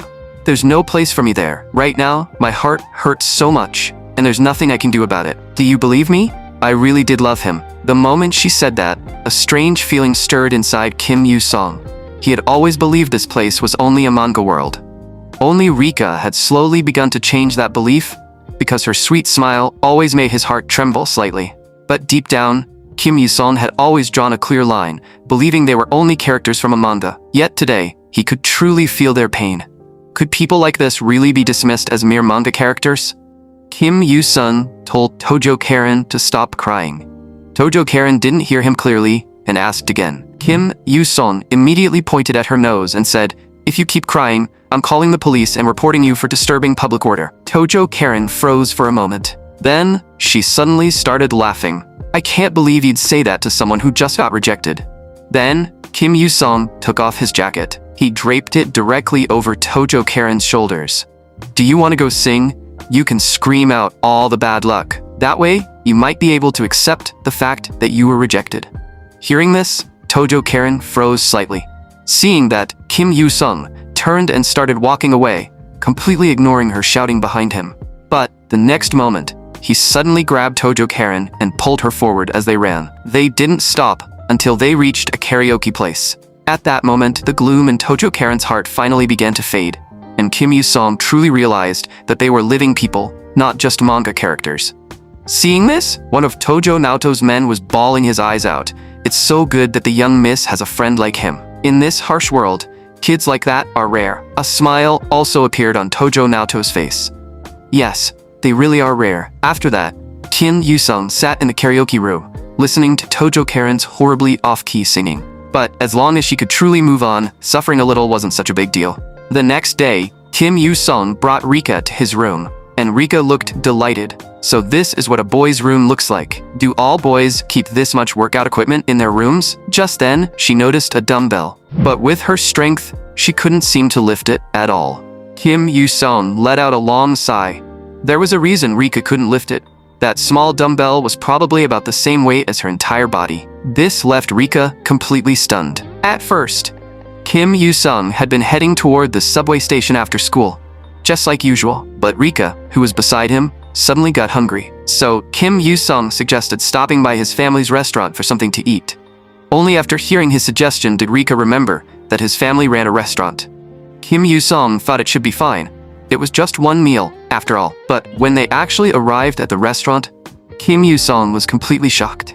Rika ate like there was no tomorrow. She finished 2 tables worth of food by herself and drank 3 cans of cola before she was finally full. And she quickly became familiar with Kim Yoo-sung's mother. "Auntie, your cooking smells amazing." His mother told her to eat slowly and said she could make more if it wasn't enough. Rika really knew how to appreciate Korean food, so no wonder his mother was completely charmed by her. Originally, after finishing the meal, Rika could have simply gone home, but she suggested going to Kim Yoo-sung's room, saying that since she was already here, it would be a shame not to take a look. Kim Yoo-sung had foolishly thought nothing would happen, only for Rika to actually want to enter his room. At that moment, Kim Yoo-sung brought Rika a drink. But Rika looked at him with a mischievous smile. "So you like reading romantic comedy manga?" What she didn't know was that Kim Yoo-sung bought those manga entirely to predict future plot developments, since most manga followed similar patterns anyway. Rika looked around and realized that Kim Yoo-sung really had a lot of manga in his room. There was Golden Samurai, as well as the childhood love series. Rika absolutely loved those manga too. Kim Yu-sung even brought out the first edition copies. Whenever he remembered them, he would reread them from the beginning. That manga was a masterpiece. Its artistic beauty was breathtaking, and although the ending was quiet, its aftertaste lingered for a long time. Kim Yu-sung loved that feeling. As Rika listened to him describe the plot, a smile appeared on her face. Kim Yu-sung continued passionately. The psychological portrayal of the characters is brilliant too. Add in the cinematic paneling and foreshadowing, and this manga is simply incredible. Rika was truly happy because she had never met someone as obsessed with manga as Kim Yu-sung. Her father would definitely be delighted. Kim Yu-sung was confused. Why are we suddenly talking about your father? It turned out that Rika's father was a manga artist, and he was also the author of Golden Samurai. That revelation struck Kim Yu-sung like lightning. So Rika was actually the daughter of a legendary manga artist. But thinking about it, it did make sense. Kim Yu-sung had heard before that Kishimoto Musashi's wife was British, so that must have been why Rika had blonde hair. But after thinking it over, he realized there was a perfect resource right in front of him. There was no reason not to use it. So Kim Yu-sung asked Rika for a favor. He hoped her father could give him an autograph. Rika said it was no problem, and even said she could introduce Kim Yu-sung to her father. Aside from that, Kim Yu-sung was also curious about something else. Your father has so many other popular works, so why is Golden Samurai your favorite?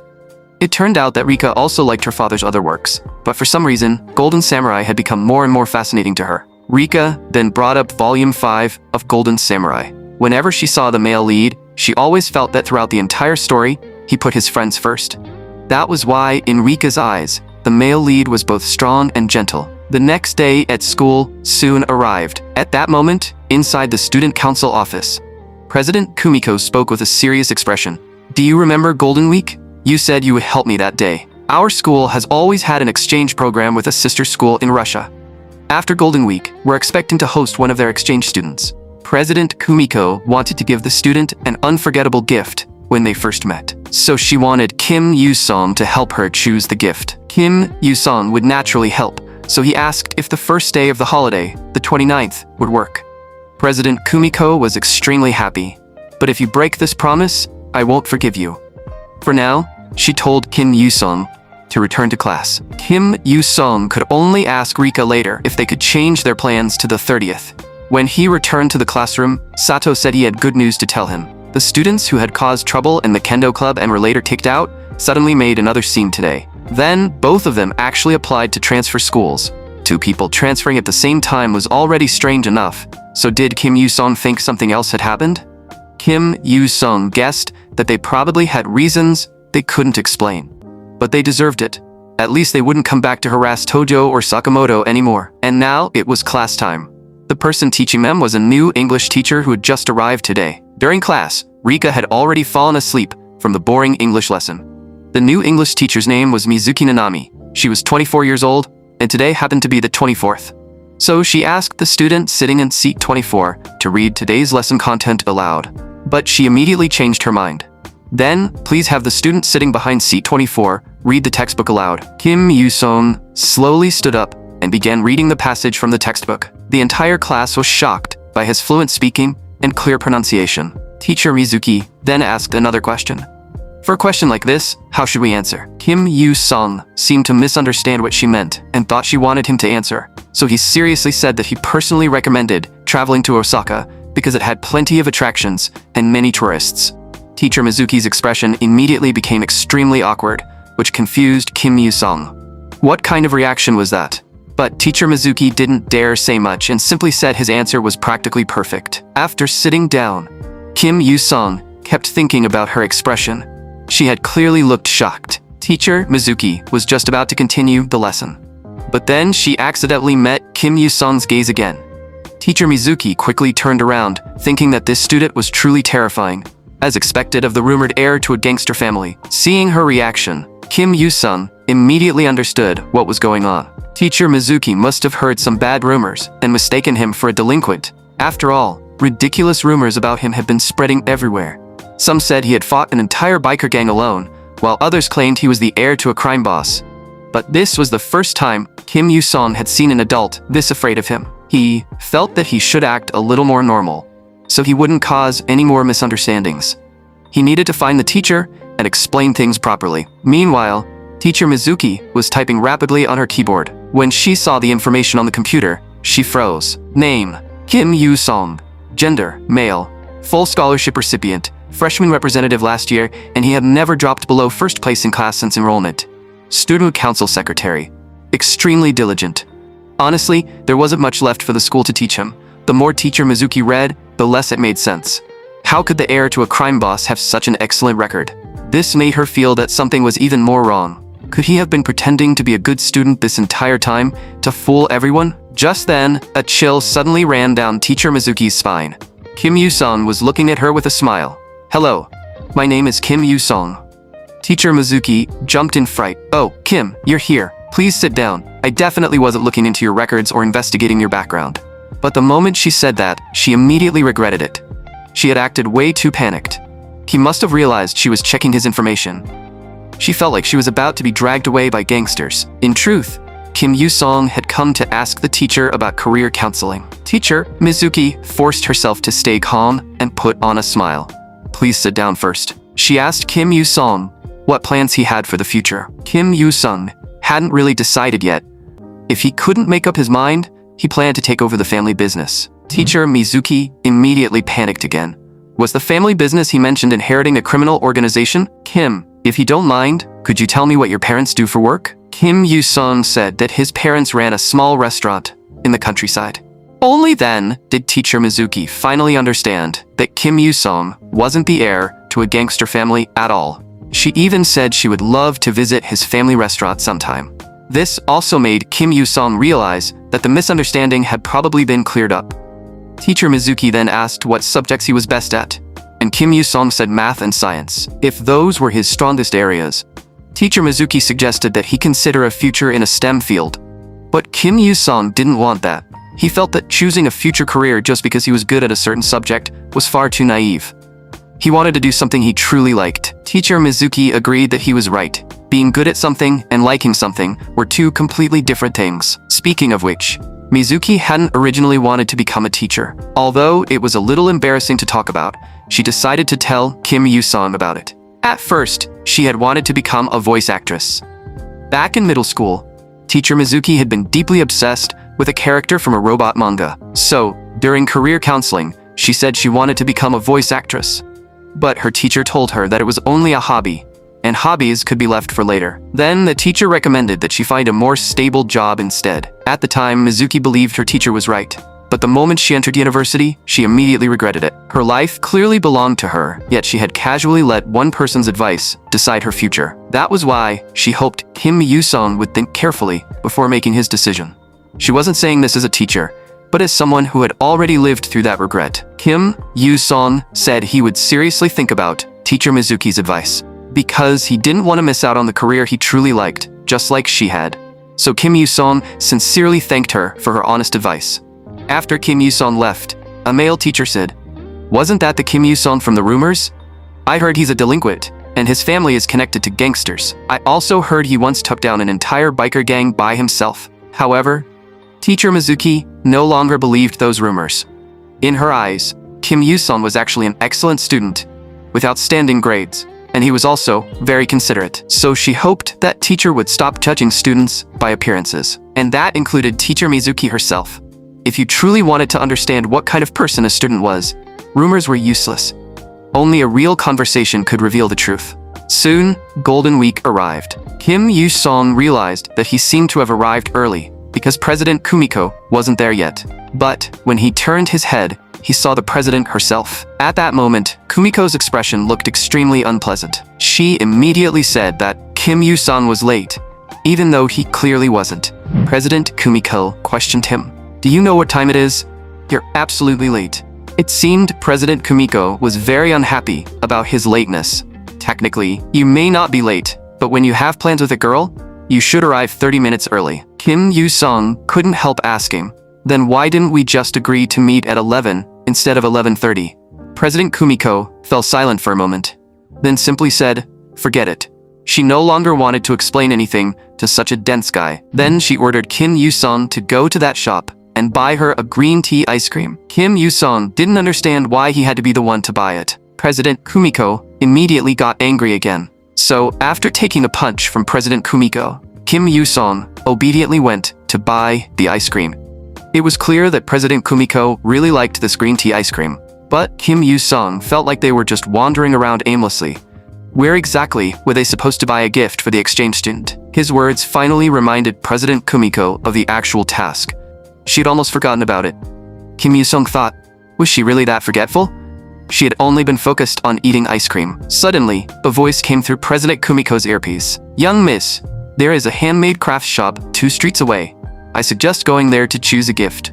Also, don't forget to act natural and try to turn on the charm. These two were President Kumiko's attendants, Minami and Akagi. At the moment, they were carrying out an intelligence support mission to make Miss Kumiko's date a success. Soon, Kim Yu-sung and President Kumiko arrived at the handmade craft shop. President Kumiko took a liking to a finely crafted Buddha statue. How about giving them this statue as a gift? Kim Yu-sung felt that was a little inappropriate, especially since the price was outrageous. It cost 7 million yen. A voice immediately came through the earpiece. Young miss, now isn't the time for this.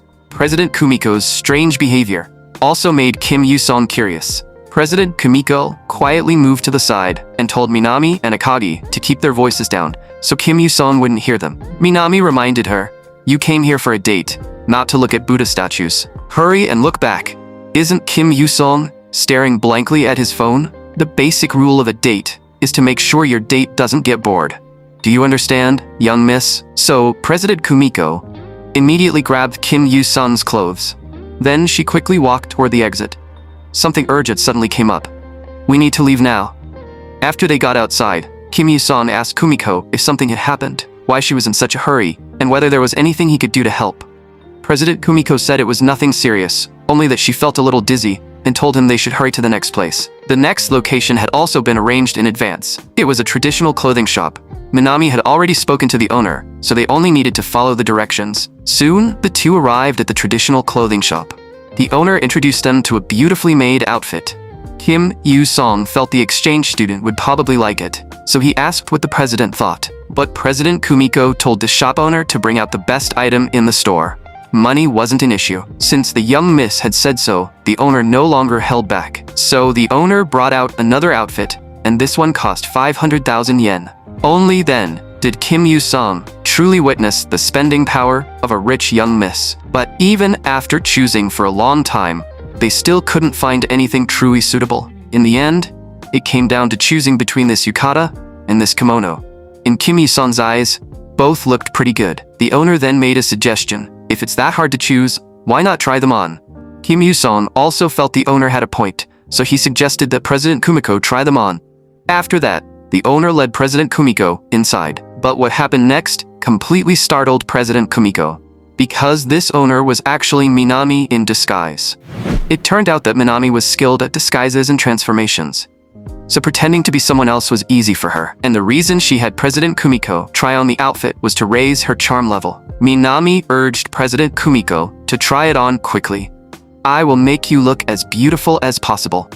Outside, Kim Yu-sung listened to the commotion inside and felt that it was getting louder and louder. Meanwhile, the game on his phone had reached a 9-hit combo. A moment later, Kim Yu-sung finally saw President Kumiko come out. She was dressed beautifully and looked incredibly refined. The moment Kim Yu-sung saw her, his face flushed slightly without him realizing it. President Kumiko really was beautiful. By the time President Kumiko walked up to him, Kim Yu-sung's face was already visibly red. Then, he shyly turned his head away. This made President Kumiko freeze for a moment. Did that mean her outfit didn't look good? But just as that thought appeared in her mind, Kim Yu-sung slowly spoke. President Kumiko, you look beautiful. You look extremely pretty today. And this outfit suits you really well. Kim Yu-sung's compliment made Kumiko's body tremble slightly. Then she immediately slipped back into her tsundere act. When I actually try, of course I look beautiful. After that, she happily went back to try on another outfit and told Kim Yu-sung to wait there. Kim Yu-sung told her to take her time. Once the door closed, Kumiko's heart still couldn't calm down. Her heart was pounding like crazy, and she was terribly nervous. That guy was really something. Why did he have to say things so directly? As she kept thinking about it, even the area behind Kumiko's ears turned red, and she no longer knew how to face Kim Yu-sung. After leaving the shop, Kim Yu-sung and President Kumiko walked side by side down the street, drawing plenty of attention. After all, President Kumiko was already eye-catching just from her looks. And on top of that, Kim Yoo-sung's huge frame was walking beside her. Kim Yoo-sung glanced at the two men in black behind them. From what he had seen, those two had already appeared several times. They were probably just a couple taking selfies. Kumiko guiltily pulled Kim Yoo-sung away. Only after the two of them walked farther away did the two men in black finally let out a breath of relief. That was close. We were almost discovered. Next time, we need to get a better angle. These are the photos the young miss asked for. I can't believe he's actually managed to win her favor. By the way, is there a restroom nearby? We're on a mission. Hold it in. After that, Kim Yoo-sung brought Kumiko to the ramen shop he visited most often. He told Kumiko to look at the menu first, while he went to the restroom. But at the same time, Akagi's stomach suddenly started hurting badly. The pain made him bend over on the spot, as if an army of horses were charging through his stomach. It had to be the ice cream from earlier. Minami saw this, and told him to hurry up and go. Hearing that, Akagi immediately limped toward the restroom.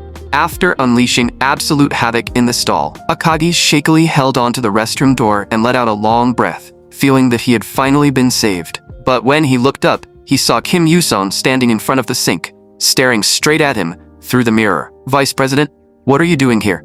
Akagi pointed at Kim Yoo-sung with a trembling finger, never expecting to be discovered just because he went to the restroom. Hearing footsteps, Kumiko turned around. "You're back?"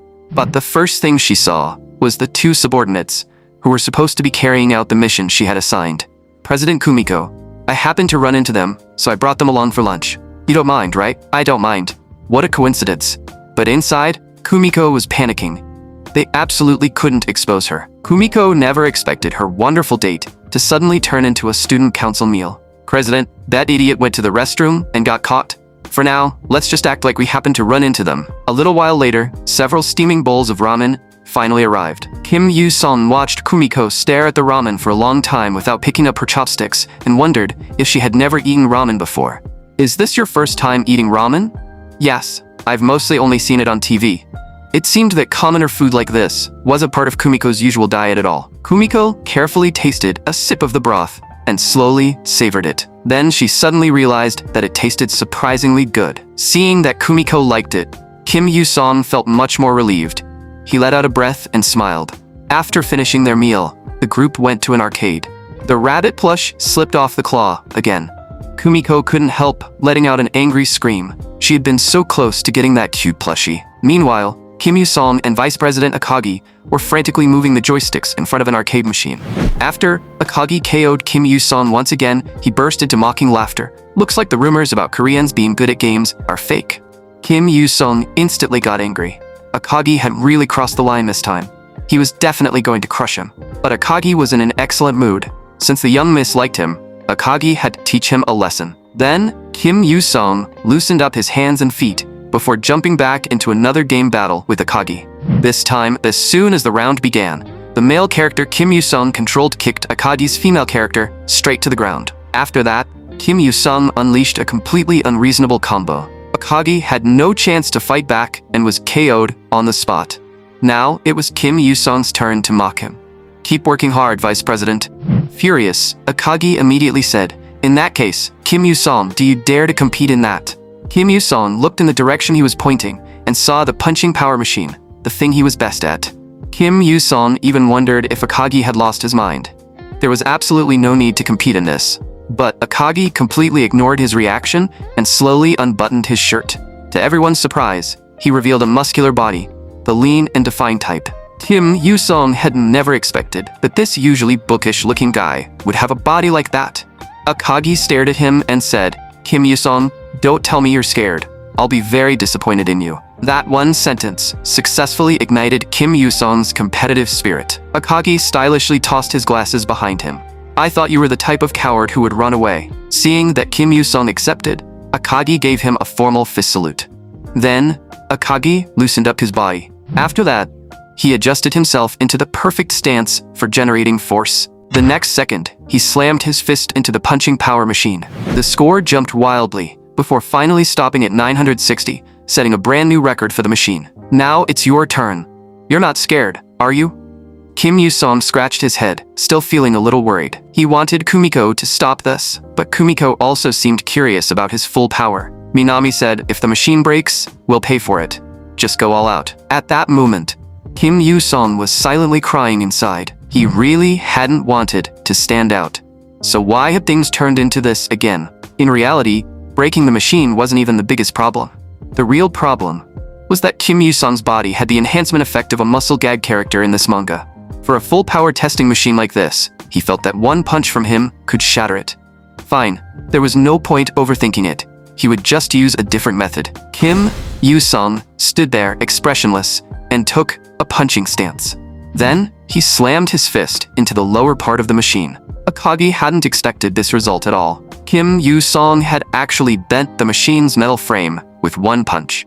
As expected, the score displayed 0, without even the slightest movement. The people behind him looked at Kim Yoo-sung with dissatisfaction, clearly thinking that he lacked focus. But Kim Yoo-sung was secretly satisfied with his masterpiece. The force had been just right. It hadn't snapped, and the machine could still barely be used. But suddenly, the sound of something falling caught his attention. Kim Yoo-sung turned his head and saw that the metal frame had actually broken after all. He looked at everything helplessly. It seemed he still hadn't controlled his strength properly. At that moment, Akagi was covered in cold sweat, but he still tried to act tough and said, "Let's call today a draw." Then he pointed at Kim Yoo-sung and said, "Next time, I will definitely defeat you." After that, the group went to a photo booth. Since everyone had gathered today, they might as well take some photos to remember it.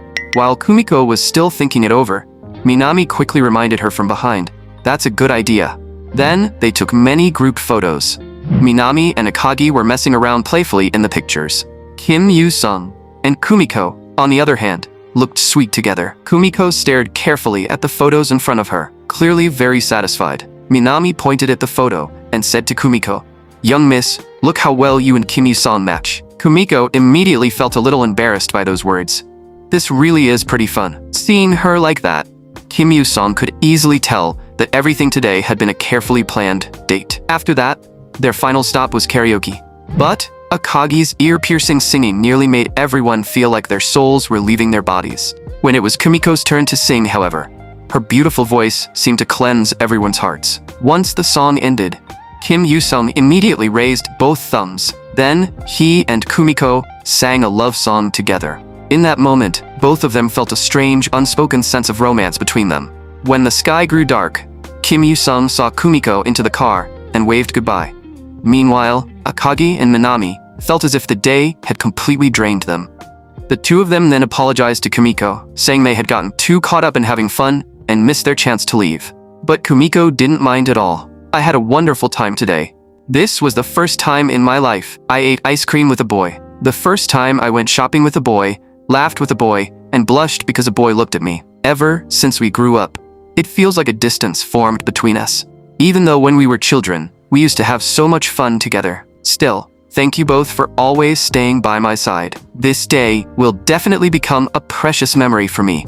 The two of them were so moved by their young miss's words that tears streamed down their faces. "And when I go on dates in the future, you'll help me again, right?" Meanwhile, Rika pushed open the door to her home again. A man in red turned around helplessly and glanced at her. "I know your friend is coming tomorrow. You've already told me over a dozen times. I'm looking forward to meeting your friend too." This person was Rika's father. The next day, Kim Yoo-sung arrived at Rika's house as promised. Her father had been waiting at the entrance to greet him. Kim Yoo-sung instantly broke into a cold sweat. After all, who could stay calm when their idol personally came out to welcome them? "Hello, Kishimoto-sensei. So you're Yoo-sung. You really do look like a manga protagonist." Standing in front of Kishimoto-sensei, Kim Yoo-sung didn't dare relax for even a second, because the man before him was the legendary god of manga, Kishimoto Musashi. "Come inside first. When my wife heard you were coming, she started preparing before dawn." When Kim Yoo-sung saw Rika's mother, he realized she was just as beautiful as Rika. Her cooking skills were also incredible, and she had prepared an entire table full of food. Kim Yoo-sung sat down nervously and quickly thanked Mr. and Mrs. Kishimoto for their hospitality. "Yoo-sung, our Rika talks about you all the time, so I've wanted to meet you for a while. After all, this is the first time my daughter has ever been this close to a boy." Kim Yoo-sung instantly felt the atmosphere turn strange and hurried to explain, "Rika and I are just ordinary friends. We met because she got lost on the first day of school, and I just helped her out." "That's good. I was worried you might have strange thoughts about her, since you're her first male friend." Kim Yu-sung wondered, as all fathers were this sensitive when it came to their daughters. If he had a daughter one day, and if she were as cute as Rika, he would probably guard against every boy too. Rika couldn't help saying, "Didn't I already tell you not to say weird things like that?" The moment their eyes met, the atmosphere suddenly became a little awkward. Seeing the two of them like this, Rika's father, as someone who had been through life, immediately understood. It seemed his daughter had truly grown up, and their little girl was about to leave the nest. He had always thought Rika was still a child. He still remembered how, when she was little, she always said her dad was the best in the whole world, and that she would stay by his side forever when she grew up. But now his daughter had grown up. Rika's mother watched her sentimental husband with a gentle smile. "Yu-sung, I heard you're a fan of mine. After we finish eating, would you like to visit my studio?" Kim Yu-sung's eyes instantly lit up. Really? If it's not too much trouble? What he didn't expect was that after the meal, he not only got to visit the studio, but also received Kishimoto-sensei's autograph. After that, Rika brought Kim Yu-sung to her room. The moment Kim Yu-sung looked around, he realized it was practically a manga library. Rika looked extremely proud of it. Then, she turned and walked out of the room. "Stay here for a bit. I'll go get some tea and snacks. Don't touch anything randomly, or I'll get mad." Kim Yu-sung quickly nodded. Honestly, this was Kim Yu-sung's first time entering a girl's room, so it felt a little awkward. He was just about to play a game while waiting for Rika to come back. But then Rika's mother walked in. "Yu-sung. From now on, just call me Maria." Although she said that, Kim Yu-sung still felt that calling his friend's mother by her first name was a little inappropriate. Then, Maria pulled out a photo album from behind her and said it was Rika's childhood album. Right after that, she started introducing the photos one by one. This was Rika at 1 year old, and this was her at 2 years old. But suddenly, Kim Yu-sung saw a photo of Rika at a convention. At that moment, he was completely convinced that Rika really was the daughter of a manga artist. Even this kind of dark past seemed hereditary. "Yu-sung, look. This is my daughter's true dark past." In the photo, Rika was dressed in a gothic style. But Kim Yu-sung thought the photo actually looked extremely cool. Just then, Rika walked in with the drinks and snacks, and her entire body began trembling. "Don't tell me he saw those photos." Maria simply smiled and nodded. Rika quickly grabbed Kim Yu-sung and insisted that she would never dress like that again. It was just a mistake she had made during her edgy phase when she was younger. Seeing her daughter like this, Maria smiled and said, "Have fun, you two. I won't disturb you." Rika angrily shouted, "Mom, don't come in again." Kim Yu-sung hadn't expected Rika to care this much about her cosplay photos. "You'll keep this secret from me, right?" Kim Yu-sung quickly nodded and comforted her. At that moment, tears were already welling up in Rika's eyes. Honestly, everyone had an edgy phase, and Kim Yu-sung had gone through one too. To comfort Rika, he could only take out his phone and search through his old photos. Then, Rika saw a photo of Kim Yu-sung, dressed in cosplay, just like her. "Why were you so skinny back then? How did you get this muscular now?" Kim Yu-sung explained that he had felt too weak and not masculine enough, so he trained like crazy, and it happened to line up with his growth spurt. Rika asked, "So if I had transferred 2 years earlier, would I have seen the version of you in that photo?"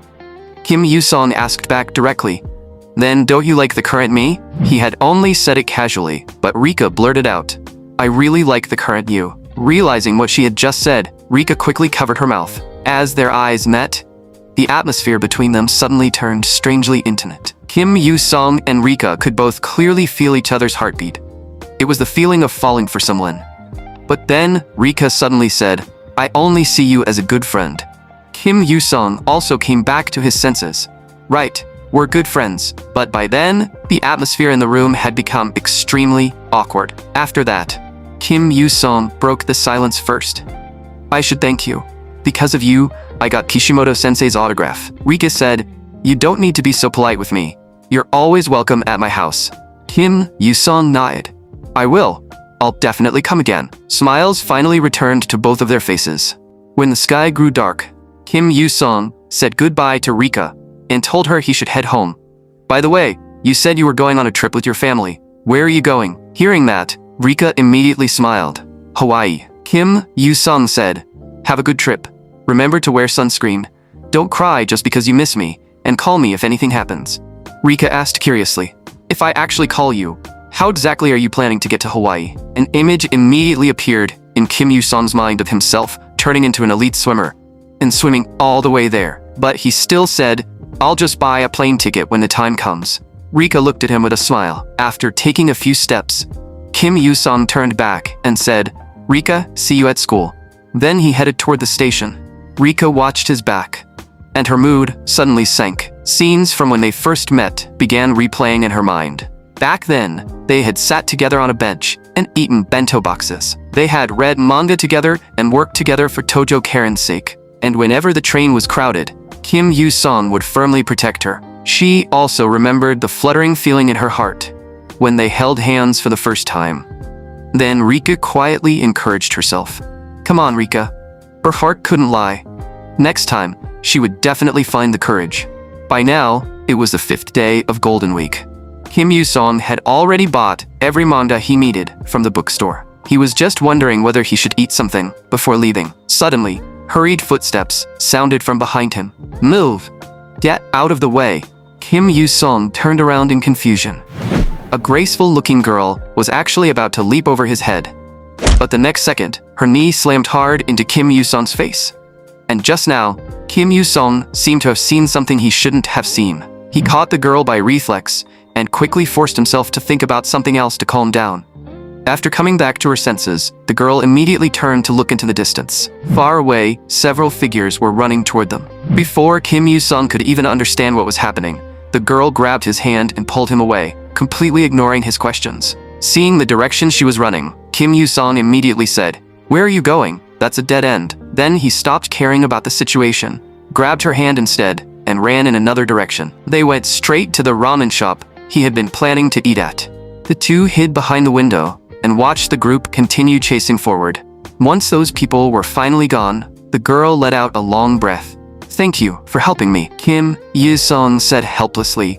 "Why did you drag me into this?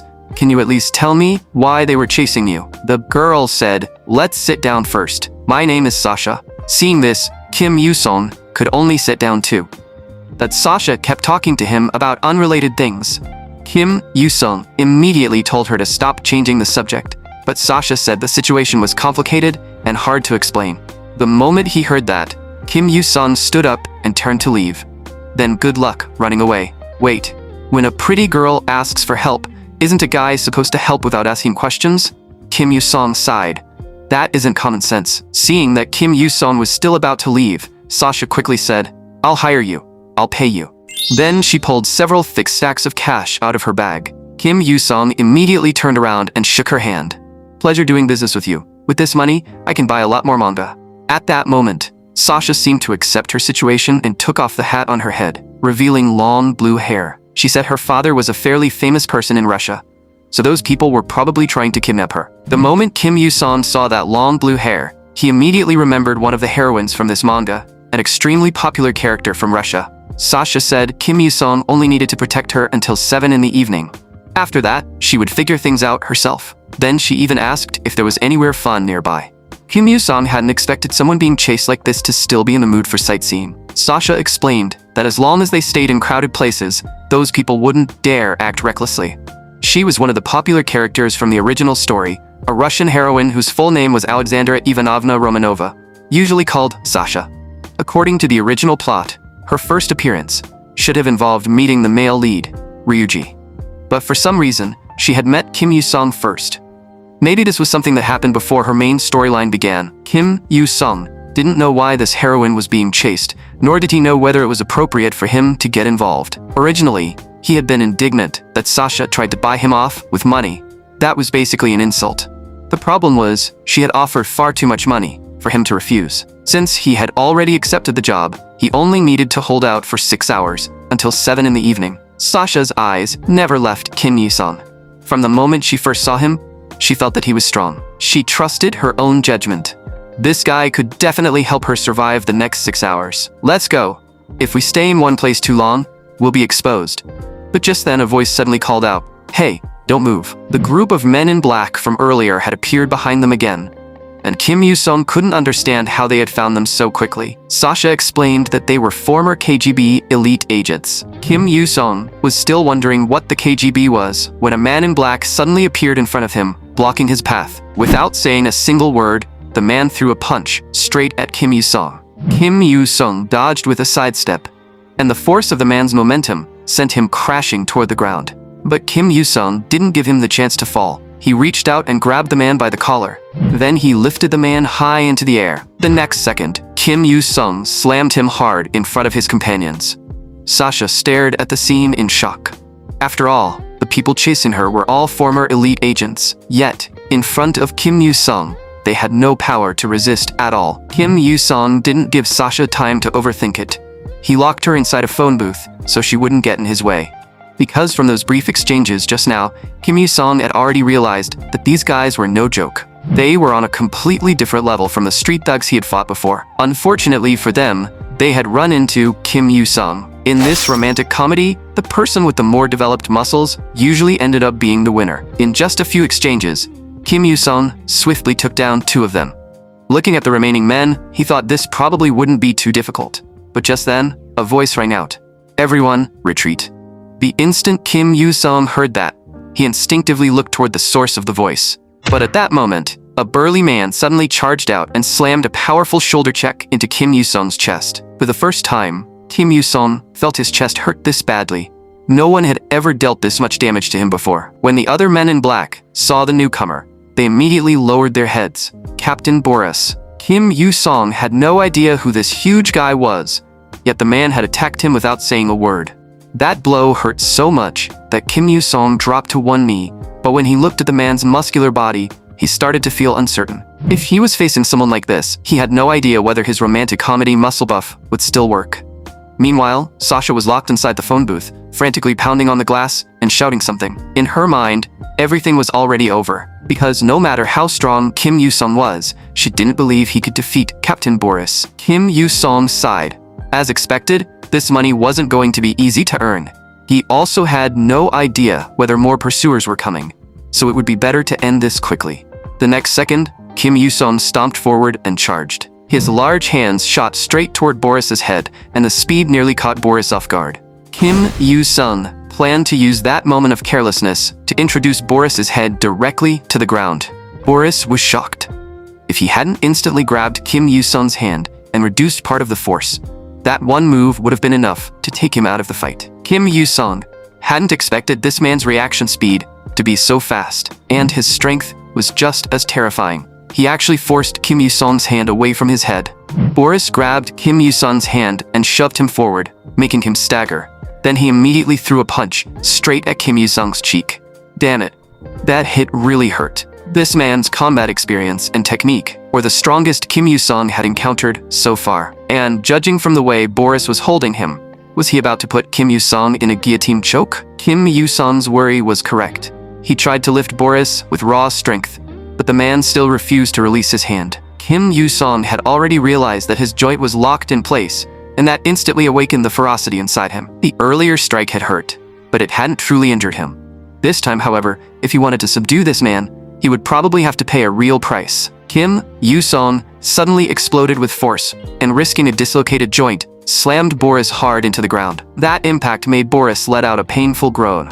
Sasha wanted to stop everything, but her voice couldn't get out of the phone booth.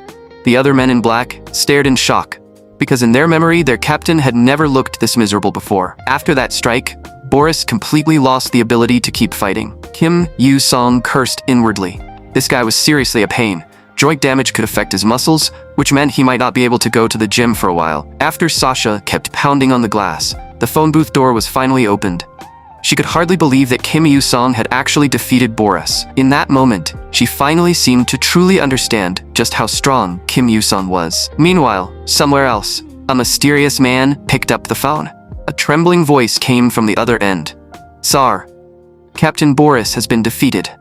"Boris? That's impossible. There shouldn't be anyone in Japan capable of defeating him." The voice said it was an Asian man around 190 centimeters tall, with messy black hair. The mysterious man's voice darkened.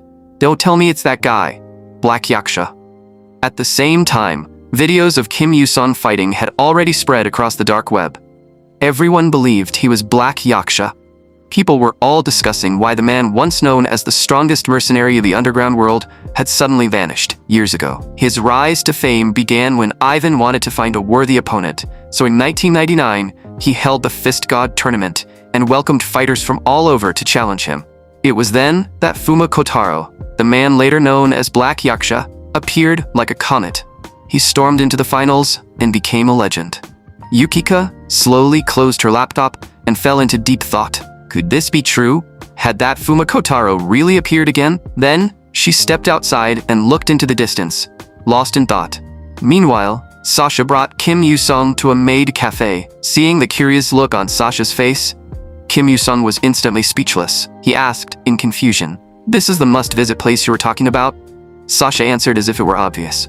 "Of course. If you come to Japan, you have to visit a maid cafe." After that, a waitress led them to their seats. Only after the waitress left did Kim Yu-sung let out a long breath. Being called master over and over really made him uncomfortable. Kim Yu-sung couldn't understand how Sasha could be this relaxed when she was clearly being hunted. But he had already taken the money, so there was nothing he could do. And strangely, there wasn't a single bit of news online. Sasha explained that it might be because of an electromagnetic pulse. When agents from EE Company carried out a mission, they would release an electromagnetic pulse first to disable all nearby electronic devices. And that company was a Russian weapons company. "Hello, I'm this cafe's star catgirl maid."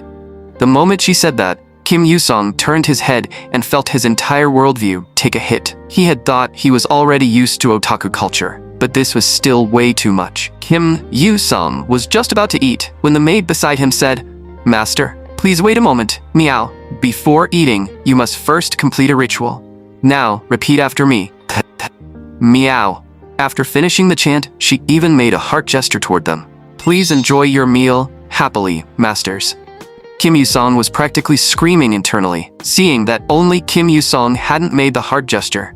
Sasha and the maid immediately accused him of not doing it. Kim Yu-sung's face turned red from holding back his embarrassment. This was way too humiliating. With no other choice, he forced himself to make a heart gesture. Seeing that Kim Yu-sung had finally completed the pre-meal ritual, the maid bowed and left. After that, Kim Yu-sung finally got to eat the lunch he had been waiting for.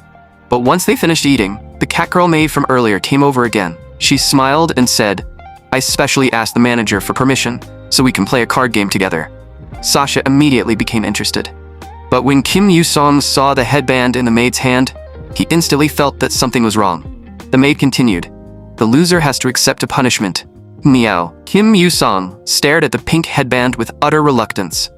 "Are you seriously asking a muscular guy like me to wear something that pink? Can't we change the punishment?" Sasha said bluntly, "Then just keep winning." With no other choice, Kim Yu-sung's brain started spinning at full speed. If he had to wear that pink thing, the shame might follow him for the rest of his life. Unfortunately, the final result wasn't exactly ideal. It was only after they left the cafe that Kim Yu-sung finally managed to take that thing off. Then Sasha suddenly said, "It's almost 5. Actually, there's something I need to confess." Hearing that, Kim Yu-sung unconsciously stopped walking, unsure what she was about to say. Sasha said that the men in black were actually bodyguards hired by her father. She had only wanted to sneak out and look around, but she hadn't expected things to become this serious. Kim Yu-sung's mind instantly screamed.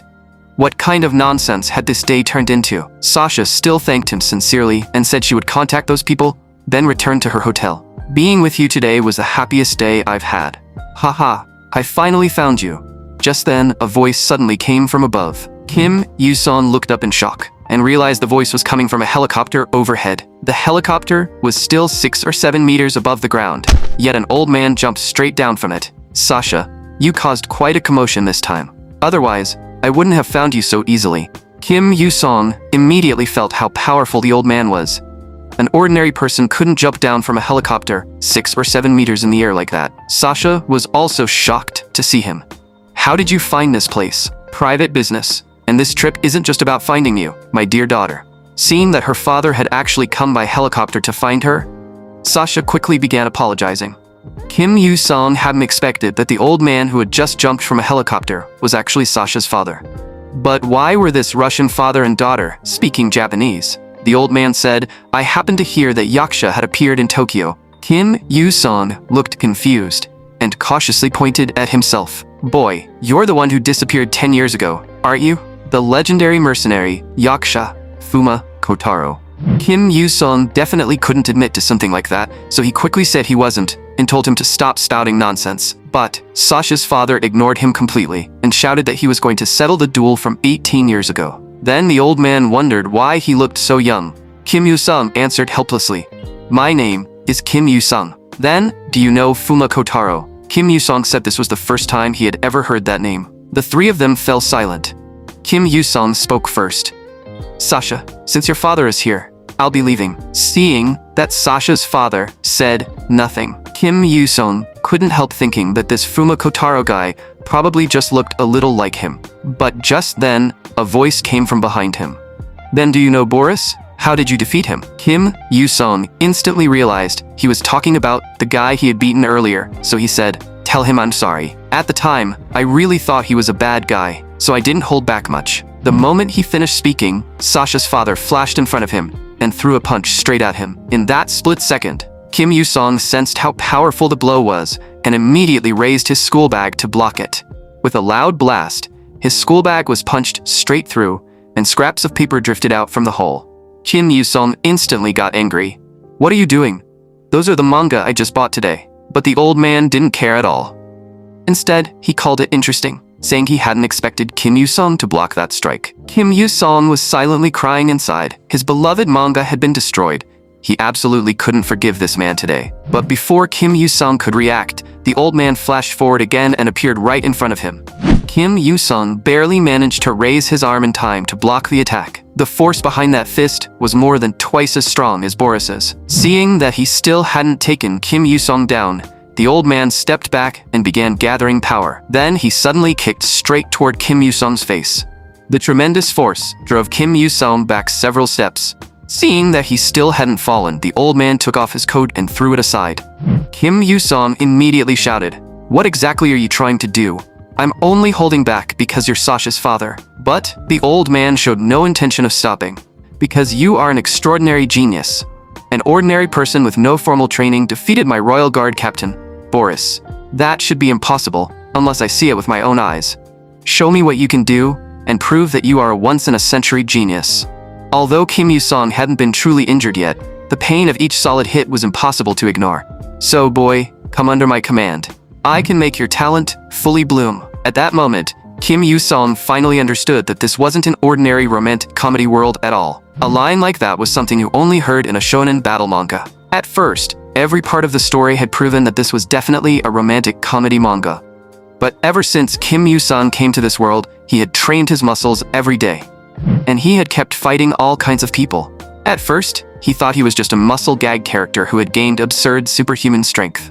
But now, there was only one conclusion. This manga had changed direction, turning from a romantic comedy into a battle manga. Before he transmigrated, he hadn't fully read the manga, but he knew it had still been ongoing. Had the author finally surrendered to rankings and editorial pressure, then shifted the story into a battle series? If that was true, then from now on, dangerous people like this would keep appearing around Kim Yu-sung, and even his life would be at risk. "Boy, join us. Whatever you want. Houses, cars, we'll provide it." Kim Yu-sung blocked the old man's next strike again. Then a smile appeared at the corner of his mouth, because he had already thought of a solution. He rejected the old man's offer directly.